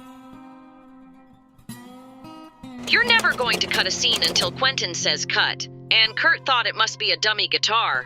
I don't think Quentin knew that it was the vintage instrument either. The scene was going exactly the way he wanted it to go, and he wanted to play one scene in the movie in real time without a cut, in one long take. Music time's over. Kurt felt terrible. He had no idea. When he found out, his eyes literally welled up. this explains Daisy's frantic reaction, since this moment was captured in the final version of the picture.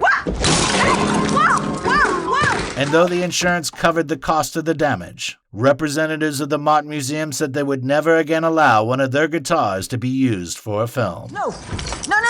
Yeah! Shut up! The last scenes were filmed on the 5th of April 2015, after which Quentin spent 6 months working on editing the picture. Simultaneously, the Weinstein Company began preparing for the release of the widest formatted film that had been released in the last 60 years. They searched for, bought, and restored 70mm projectors in 100 cinemas across the country, and invested $10 million in the process. This was a move unheard of in the prime of the IMAX era. The premiere was planned for the 25th of December.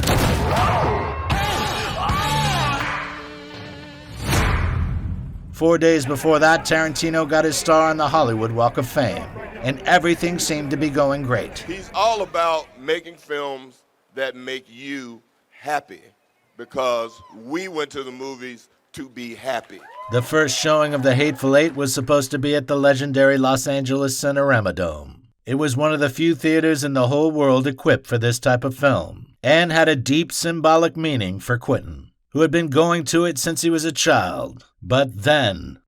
Basically, and I'm not talking about the whole country, I'm talking about one theater in particular. You sound nervous about this. Well, it's a big fucking deal. All right, go ahead. Go ahead. We were going to play at the Cinerama Dome on the 25th. We were going to open there and play there exclusively for 2 weeks.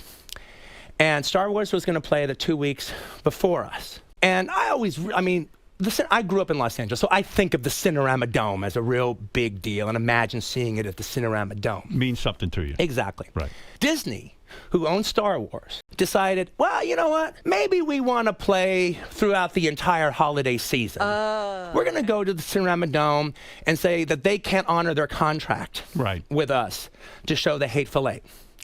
And the ArcLight people that own the Cinerama Dome said, no, you can't do that. We have a deal. As of yesterday, Disney came to the ArcLight people and said, no, Wow. You are going to play Star Wars in the Cinerama Dome for the entire holiday season. And if you don't, if you honor your deal with the Hateful Eight, we will not allow you to have Star Wars, the biggest movie in the world. We will not allow you to show it at any of your ArcLight movie theaters. Oh. They are going out of their way to fuck me. Quentin, in all fairness, I must say there's nobody from Disney here to refute that or to say. No, that, but as far as I understand how you feel. As far as I'm concerned, then let all the entertainment reporters call up Disney as of now and ask for their comments about their extortionist practices. Listen, Bob, I'm talking to Bob Iger. I don't give a shit about this theater. Quentin's a weirdo. Sorry, Quentin. The fucking kid, they got the stupid 70 millimeter. They got all that shit that he cares about. He just wants to show his goddamn movie there. You're sitting on top of the world. You got Star Wars. What do you need this? Do me a favor, Bobby, for me. And you know we've had many private conversations. I fucking partied with this guy over at Jimmy Kimmel's. Be a gracious man. I want Quentin to show this new movie. He's worked his ass off. He wants the equipment. Hateful Eight. Would you do it for me? All right? Christmas. It's Christmas, Christ's sake. In the full version of this interview, Quentin was so touched by Stern's help that he teared up. You're moved to tears over this. No, that's very touching, man. I really appreciate it. But the story didn't have a Disney happy ending. Bob Iger didn't budge, and the premiere at the Cinerama Dome was bumped to 2 weeks later. Tarantino was enraged. He promised he would never ever work with the company ever again, which had made quite a lot of money from Pulp Fiction and Kill Bill since Disney owned Miramax. They fucked me over, and I made them a lot of money for Pulp Fiction. And that really is a bad way to treat a former employee who has worked very well for them. Yes, many may think it's not a big deal, but for a person who treasures details and devoted his whole life to film, it was a big deal, which is why the conflict got so much attention. Unfortunately, that was not the last hit Quentin received. The close circle which had leaked the script came full circle when a few days before the premiere the film was uploaded to the internet. No one said the job's supposed to be easy. No one said it's supposed to be that hard, neither. So the movie going up against Star Wars, The Revenant, and Joy made a heroic effort when it collected $160 million worldwide. Nonetheless, it was considered a failure. 2 months later, at the Academy Awards, the picture was only nominated in 3 categories: Best Cinematography, Best Supporting Actress, and Best Soundtrack. Grazie.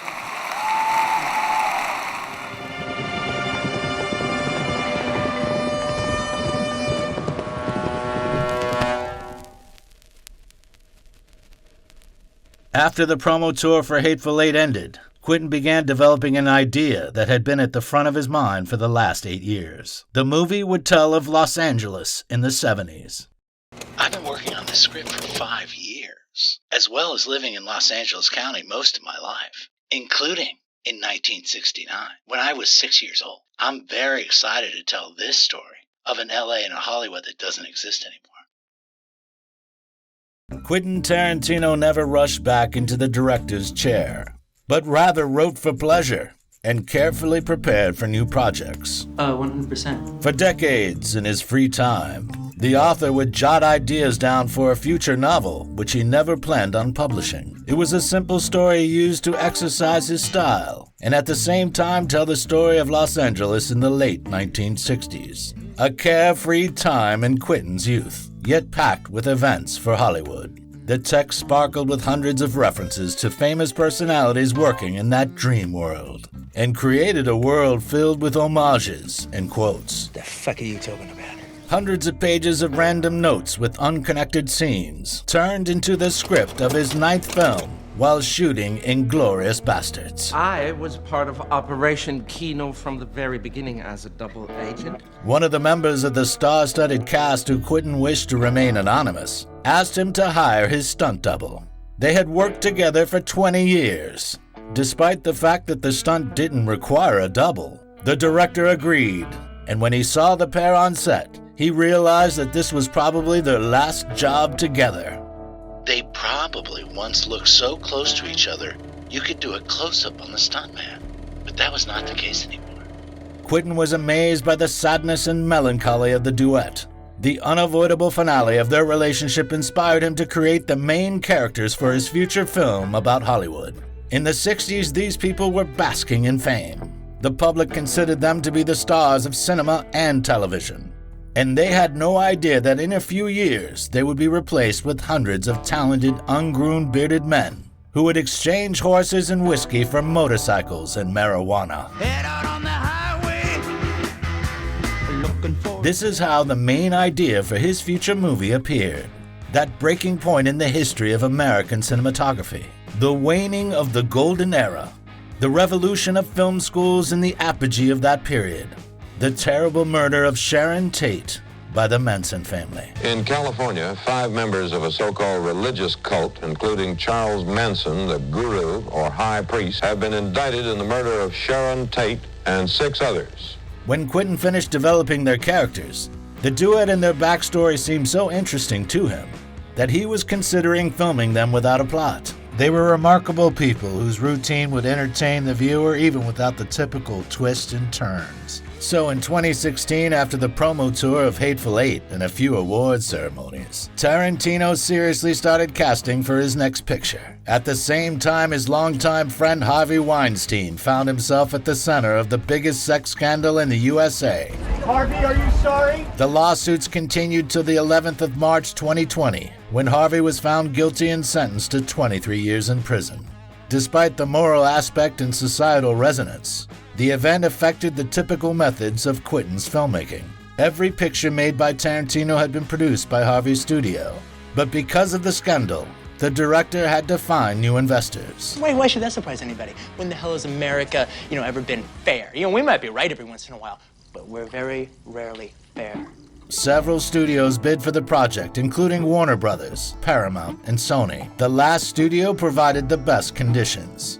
And it wasn't just the $95 million budget. Complete artistic freedom, control over final edits, or the 20% share of the clean profit. The main point of the contract stated that 20 years after its release, Quentin would receive the rights to the picture. It was these unprecedented conditions that allowed Quentin to bring to life risky ambitions. Besides this, the director chose Sony in part because of their previous partnership. In 2012, the studio received the rights to the international release of Django Unchained, and thanks to its involvement, the movie became the most profitable of Tarantino's career. This step also made their relationship come full circle. Quentin returned to Sony after 20 years had passed since they had declared his script too violent and refused to invest in Pulp Fiction. They look like a couple of dorks. Weinstein's shoes were filled by David Heyman, who worked on the Harry Potter franchise. And though David had dozens of successful projects under his belt, he said that his time working with Quentin was one of the best periods of his career. It was about as much fun as I've ever had on any movie in my life. The crew was his family. But let's get back to casting. The director dreamed of snaring Leonardo DiCaprio and Brad Pitt from the first drafts of the script. Quentin had often called this duo the greatest stars of our time, and didn't believe that he would be able to convince both of them to play. Because of this, from the very early production stages, the project was associated with Tom Cruise, who had a shot at playing Cliff Booth. Fair enough. Luckily, both Leo and Brad agreed to unite with Tarantino, and even agreed to considerable financial sacrifices, cutting their usual salaries to $10 million. After signing the contract, Quentin dubbed the duet the new Robert Redford and Paul Newman. Their charisma strongly brought to mind the Western Butch Cassidy and the Sundance Kid. Who are those guys? A few years later, the actors would be extremely complimentary of each other and promised that they would work together on screen again. Well, I just figured we would. I got a six-pack in the back, thought we'd order pizza. All right. The trio of main characters was completed by Margot Robbie, who played Sharon Tate. When Quentin had chosen the actors for the main roles, he invited them to his house and had a reading of the script. There was only one copy of the text which never left his house. After his first version of Hateful Eight had been stolen, Tarantino became seriously paranoid about another leak and kept all the details of his project secret. And there were a lot of details. Margot Robbie's character was based on the real Sharon Tate. but the prototypes of Rick and Cliff were not so obvious. Goddamn right. Dalton embodies a generation of stars from Wild West TV series, which became spaghetti westerns. You ever seen an Italian Western? Huh? They're awful. It's a fucking fart. I don't think it's nice you laughing. Rick is loosely associated with Ty Hardin, who Quentin called a poor copy of Steve McQueen. Afraid there's some folks who wouldn't quite agree with you. Ralph Meeker and Pete Duell. Duell, like Dalton, was the star of a TV Western who had a drinking problem. Lost his license as the result of a drunk driving accident. Rick got his driver's license taken away for too many drunk driving tickets. And whose stunt double was Pete's part-time chauffeur. Cliff drives him everywhere now. Booth is a mixture of Gary Kent, who had shot at Spahn Ranch before the Manson family had settled there, and Gene LaBelle, who landed a role in the series The Green Hornet after the other stuntmen refused to work with Bruce Lee because of the constant beatings. In Once Upon a Time in Hollywood, the martial arts star was played by Mike Moe, and the scene itself caused mixed reactions. Lee's family criticized the portrayal, while the Chinese government required that the scene be deleted in order for the movie to be released in the People's Republic. But Tarantino refused to censor it. In fact, the scene is based on a historical undertone. LaBelle was called in to calm Lee down, who used to provoke the stuntman, and defended his actions by saying it made the scenes more beautiful. Come on, man. You don't believe that old shit, do you? Using wrestling moves, Gene overcame Lee in a fight. Later, Gene befriended Bruce, and over the course of a year would show him how to resist similar holds. They incorporated the resulting moves into Lee's fighting style. The result of their training sessions can be seen in the fight with Chuck Norris in The Way of the Dragon, and with the young Sammo Hung in Enter the Dragon.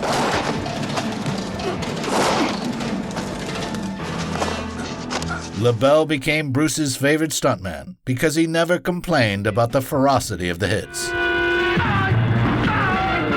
This reference doesn't sully the memory of Kung Fu legends, but reminds us that we are all ordinary people and that conflicts often lead to mutual respect. The relationship between the main characters, however, is an homage to the friendship of Burt Reynolds and his stunt double Hal Needham, who lived in the actor's guest house for 12 years and later became the highest paid stuntman in Hollywood. And the TV series which brought fame to Rick Dalton is based on Wanted Dead or Alive, where the main character is played by Steve McQueen. Bounty Law.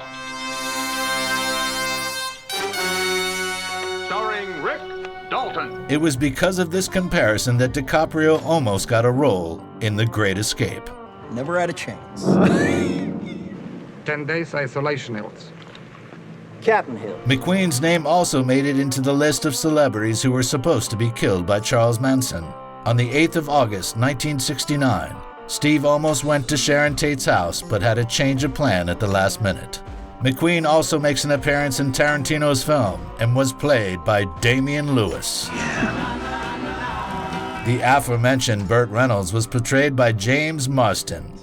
Would you take a bite of a red apple? Oh, you bet I would. But the scene was cut because of the unexpected death of Reynolds. The actor died on the 6th of September, 2018, a few weeks before Quentin's movie began shooting. Burt had been diligently preparing for filming and even helped to tweak the screenplay.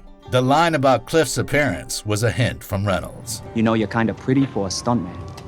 That's what they tell me. Brad didn't like the idea of mentioning the handsomeness of his character, but believed that Burt knew the Hollywood of that time too well to argue with him. Because of the tragic event, Reynolds was replaced with Bruce Dern, whom Quentin had worked with in Hateful Eight. The role of Marvin Schwartz, which was based on a popular producer of westerns who worked with Burt Reynolds, was written by Quentin exclusively for Al Pacino. Ping, pow, zoom, zoom. By the way, Schwartz's love for the 14 Fists of McCluskey was a reference to The Godfather, where a policeman of the same last name breaks Michael Corleone's jaw. Take a hold of him. Stand him up. Stand him up straight. Of course, one could talk about the references in Once Upon a Time in Hollywood for almost longer than it takes to watch the film. But let's return to 2018. While he was choosing actors, Quentin was also choosing a team that would be able to bring to life his childhood memories of Los Angeles. The man who was responsible for the camera was his irreplaceable companion, Robert Richardson, who has been working with Tarantino for more than 15 years. The production design, however, Quentin entrusted to a new person to his team, a fellow LA local. What was great is how much Quentin and I both saw the same things. What's good is that I'm older than Quentin, so when he'd say, "Remember this?" I'd go, "No, that wasn't on that street. That was over on Westwood." And he'd go, "Oh, yeah. I had a much better memory because he was like 8 or something, and I was 17. Barbara Ling had risen to fame thanks to her partnership with Joel Schumacher. And 27 years before Quentin's proposal, she and Robert Richardson had immersed themselves in the 60s when working on Oliver Stone's The Doors. If I was to say to you, girl, I couldn't get much higher. Working with Tarantino allowed her to recreate the city of her youth. You can feel the attention to detail in every scene, beginning with the fonts, advertisements, and posters, and ending with the architecture. Barbara restored the facades of dozens of theaters. The full original look, the original neon, the exact movie of that date is actually what's on the marquee that was playing there. Another obstacle was convincing the shop owners on Hollywood Boulevard, who didn't want to change the appearance of their facades. If you do a Hollywood Boulevard closure, you have to have pretty much 100% of the merchants on board. However, after shooting, the owners left the historical restorations that Barbara had created.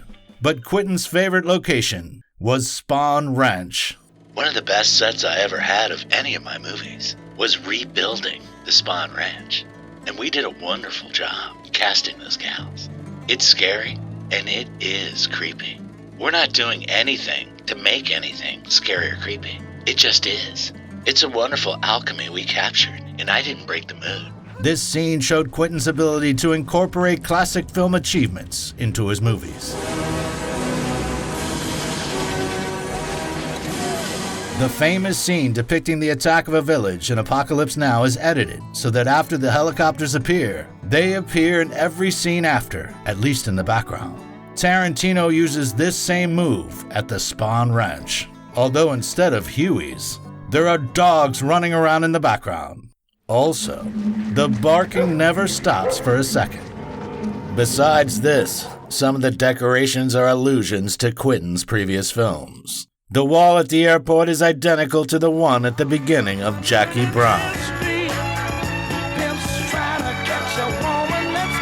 And the town used in the TV show Bounty Law is the same street used in Django Unchained.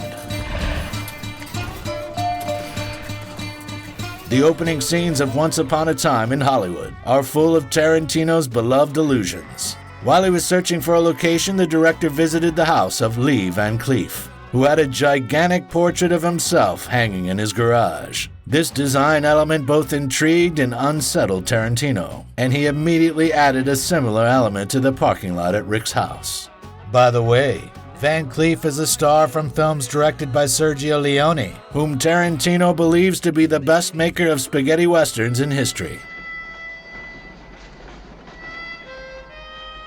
It was Leone's work which gave him the idea for the film's title. I've seen enough, all right? Nobody likes spaghetti westerns. Dalton's Cadillac belongs to Michael Madsen. He had also ridden in it during Reservoir Dogs, but this time the car got more screen time than him. Madsen got a role thanks to a joke. On the set of Hateful Eight, Madsen commented that in each of their movies, his character always dies. To counter, Quentin incorporated Michael into an episode of Bounty Law, where the actor finally stayed alive. Well, you know, most people just ain't partial to seeing dead bodies. The beginning of the picture shows Sharon Tate with Roman Polanski. Tarantino admitted that he didn't contact Polanski, but limited himself to Sharon's sister Deborah. In the early stages, he shared the script with her and got advice about how to portray the actress. Deborah also brought Sharon's jewelry to the set, which Margot wears to the party. After the film was released, Some of the viewers were disappointed that one of the main characters of the story had so few lines and less than 5 minutes of screen time. Tarantino explained that he had shown everything exactly as he had planned, and was even irritated with the people who thought that a character's importance to the plot had anything to do with the number of lines in the script. Tate's appearance was a moment of light and happiness in life. One of the most key moments is when Margot Robbie, playing Tate, watches footage of the real Sharon on screen, and the viewer is watching her, watching Sharon. 3 levels demonstrating the magic of film. I think it's a magical scene. I don't mean because I'm a magician. I mean, I think the ladies in this make it magical. But let's get back to the set, where the scope of Tarantino's ideas was wowing the producers. The director avoided computer graphics, and even Cliff's trips didn't have any CGI. The highways were filled with retro cars and were closed off for 4 hours at a time. No one in Hollywood had done that in the last decade. Quentin's enthusiasm was contagious when led to the car manager Stephen Butcher to get access to a Ford Galaxy, which was used by the members of the Manson family and enabled him to create an exact copy. Another car which Butcher was lucky enough to find was an army truck from the TV show The FBI. Stephen found the exact model used in the episode All the Streets Are Silent from 40 years ago. He washed it, gave it a new paint job, and brought it to the film crew. By the way, the movie used the real opening titles of the show, where they added Leo in. With guest stars James Ferrantino, Rick Dalton. Woo! In the original episode, the villain was played by Burt Reynolds.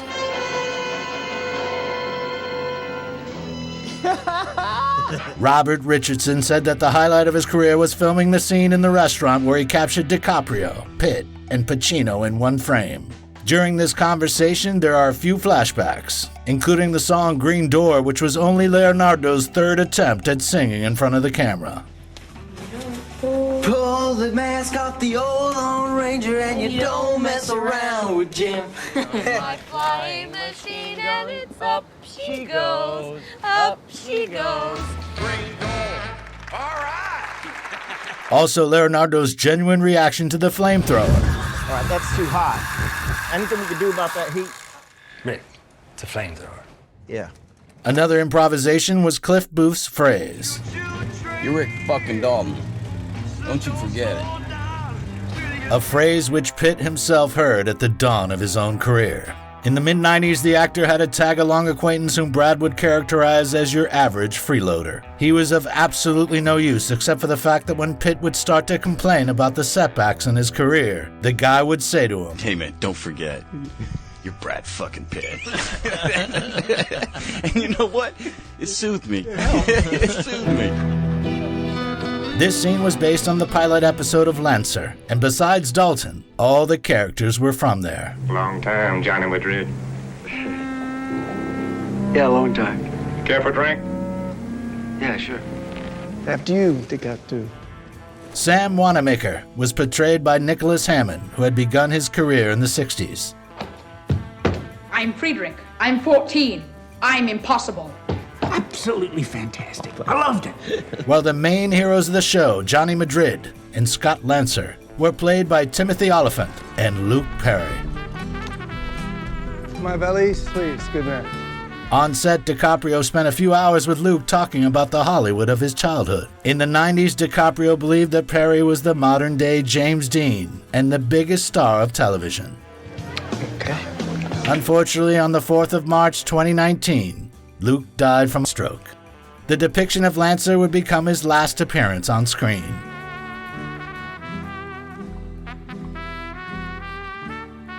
In a tragic coincidence, 4 months before that, Wayne Maunder passed away, the actor who played Lancer in the original television show. There are more allusions to Quentin's films among the characters. The married stunt coordinators played by Zoe Bell and Kurt Russell hint at Death Proof, where Bell played herself. Agility, reflexes, nimbleness. There's few human beings that can fuck with Zoe on that front. Oh, Kim, I like you too. Since before that, she had become famous as Uma Thurman's double in the Kill Bill Trilogy. And Kurt played stuntman Mike. I've been running so long that my feet Another reference is the girl who sells Cliff the special cigarette. More than 10 years ago, Pearl Haney Jardine played Bibi in Kill Bill Volume 2. Freeze, Mommy. Bang, bang. Oh.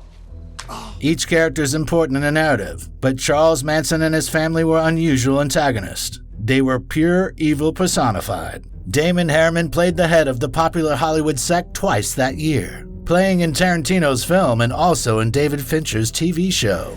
Let's talk about August 9th, 1969. That is gone in the past, and when it is gone, it is gone, brother. He only appeared for a few minutes in Once Upon a Time in Hollywood. Another scene with Charlie was left on the editing table. Oh, gosh dang it. Well, we can't talk about Once Upon a Time in Hollywood without mentioning the finale. There are many spoilers ahead, so continue watching only if you've seen the film.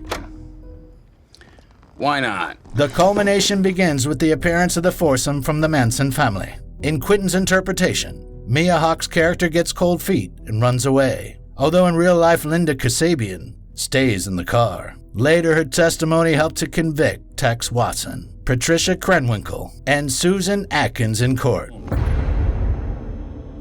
All were found guilty of murder in the first degree. Tex introduces himself to Cliff using the phrase which he said when he entered Tate's home. I'm the devil, and I'm here to do the devil's business. What unfolds next is possibly the goriest scene in all of Tarantino's filmography. For a director having a track record like he does, that's saying something.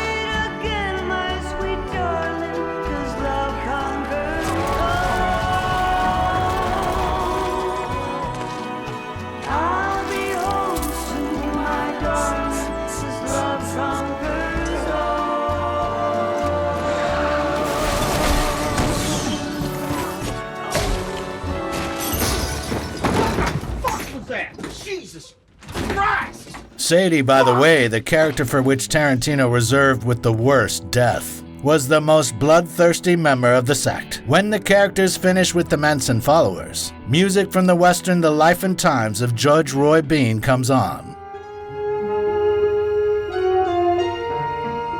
This is worth noting because at the beginning of that film appear the words, "Maybe this isn't the way it was, it's the way it should have been."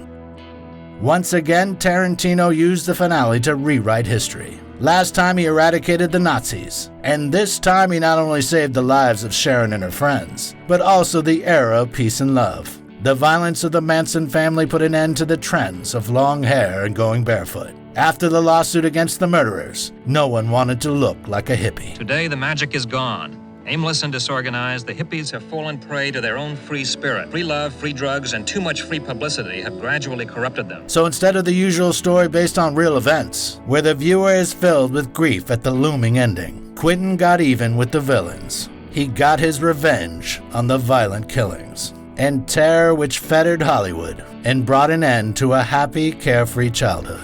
Is everybody okay? Well, the fucking hippies aren't. That's for goddamn sure. Yeah. Tarantino finished filming his magnum opus on the 1st of November 2018. But before he could start editing, he got married to Daniela Peake. They had a simple ceremony in Beverly Hills, and later a banquet for their closest friends. By the way, Daniela has a cameo in Once Upon a Time in Hollywood, playing Rick's co-star while he's working in Italy. The first version of the film, edited by Fred Raskin, was over 4 hours long, but Quentin wanted a dynamic film, so over the next year he cut the time in 2. Hundreds of minutes were left on the editing table, and several characters were removed altogether. That's why the premiere did not include the appearances of Danny Strong, the aforementioned James Marston, or Tim Roth on screen. Die-hard fans harbor the hope that one day they will see all the deleted scenes, since Quentin promised to release the full version of the picture a year or two after the initial release in movie theaters. So far, it's unclear whether it will be in the form of a miniseries or the longest full-feature film in 50 years. I hope so. The premiere of Once Upon a Time in Hollywood occurred on the 22nd of July, 2019. Over the next 3 months, the picture made over $300 million at the box office, the second most profitable in Quentin's career after Django Unchained. It was a pleasure doing business with y'all. Then, in the beginning of 2020, Once Upon a Time in Hollywood received 10 Oscar nominations. And though yes, the main victory at the Academy Awards went to Bong Joon-ho's Parasite, Quentin's film won a statuette for Best Production Design and Decorations. This is the first Oscar and nomination for Barbara Ling, the second Oscar and 8th nomination for Nancy Haig. That evening, Brad Pitt also celebrated as he received the first Oscar of his career. I think it's time we give a little love to our stunt coordinators and our stunt crews.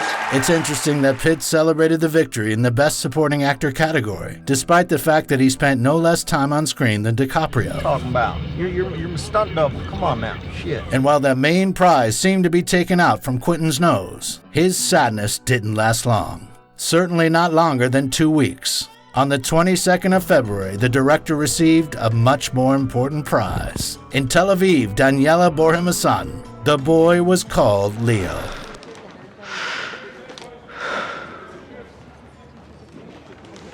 In honor of Daniela's grandfather, not the actor who played Rick Dalton. Fatherhood is a new era in the life of the director and will definitely affect his future art. The director continues to insist that his 10th film will be his final one. And I think that 10th movie would be smaller and a little bit more epilogue. So all we can do now is continue to enjoy his fresh articles on the New Beverly website and hope for a director's cut of Once Upon a Time in Hollywood. But is that so bad? In Tarantino's case, the waiting was always worth it. Plus, now we have the opportunity to rewatch his films another 100 times. I got the cock-doodle devil in my left hand. I got the balls of the Lord in my right hand. In my teeth I got the clip of the mother of man. I eat the soul with a spoon in a star the land. I've been a wild, all down with dirt, a brain awash. In my soul, a hearse up in gas. With the new air up in gas. With the new air. So bring home a 6-pack of Southern hospitality. Bring home a 6-pack of old Chattanooga beer.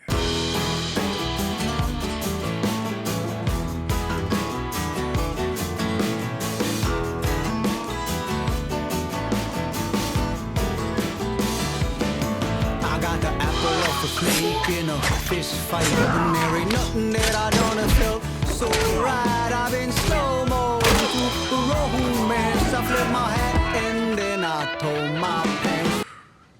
Take a bite and feel all right. All right, this cigarette tastes like fucking shit. And by the way, who chose this photo, all right? I have a double chin, all right? Nobody notices that crap. All down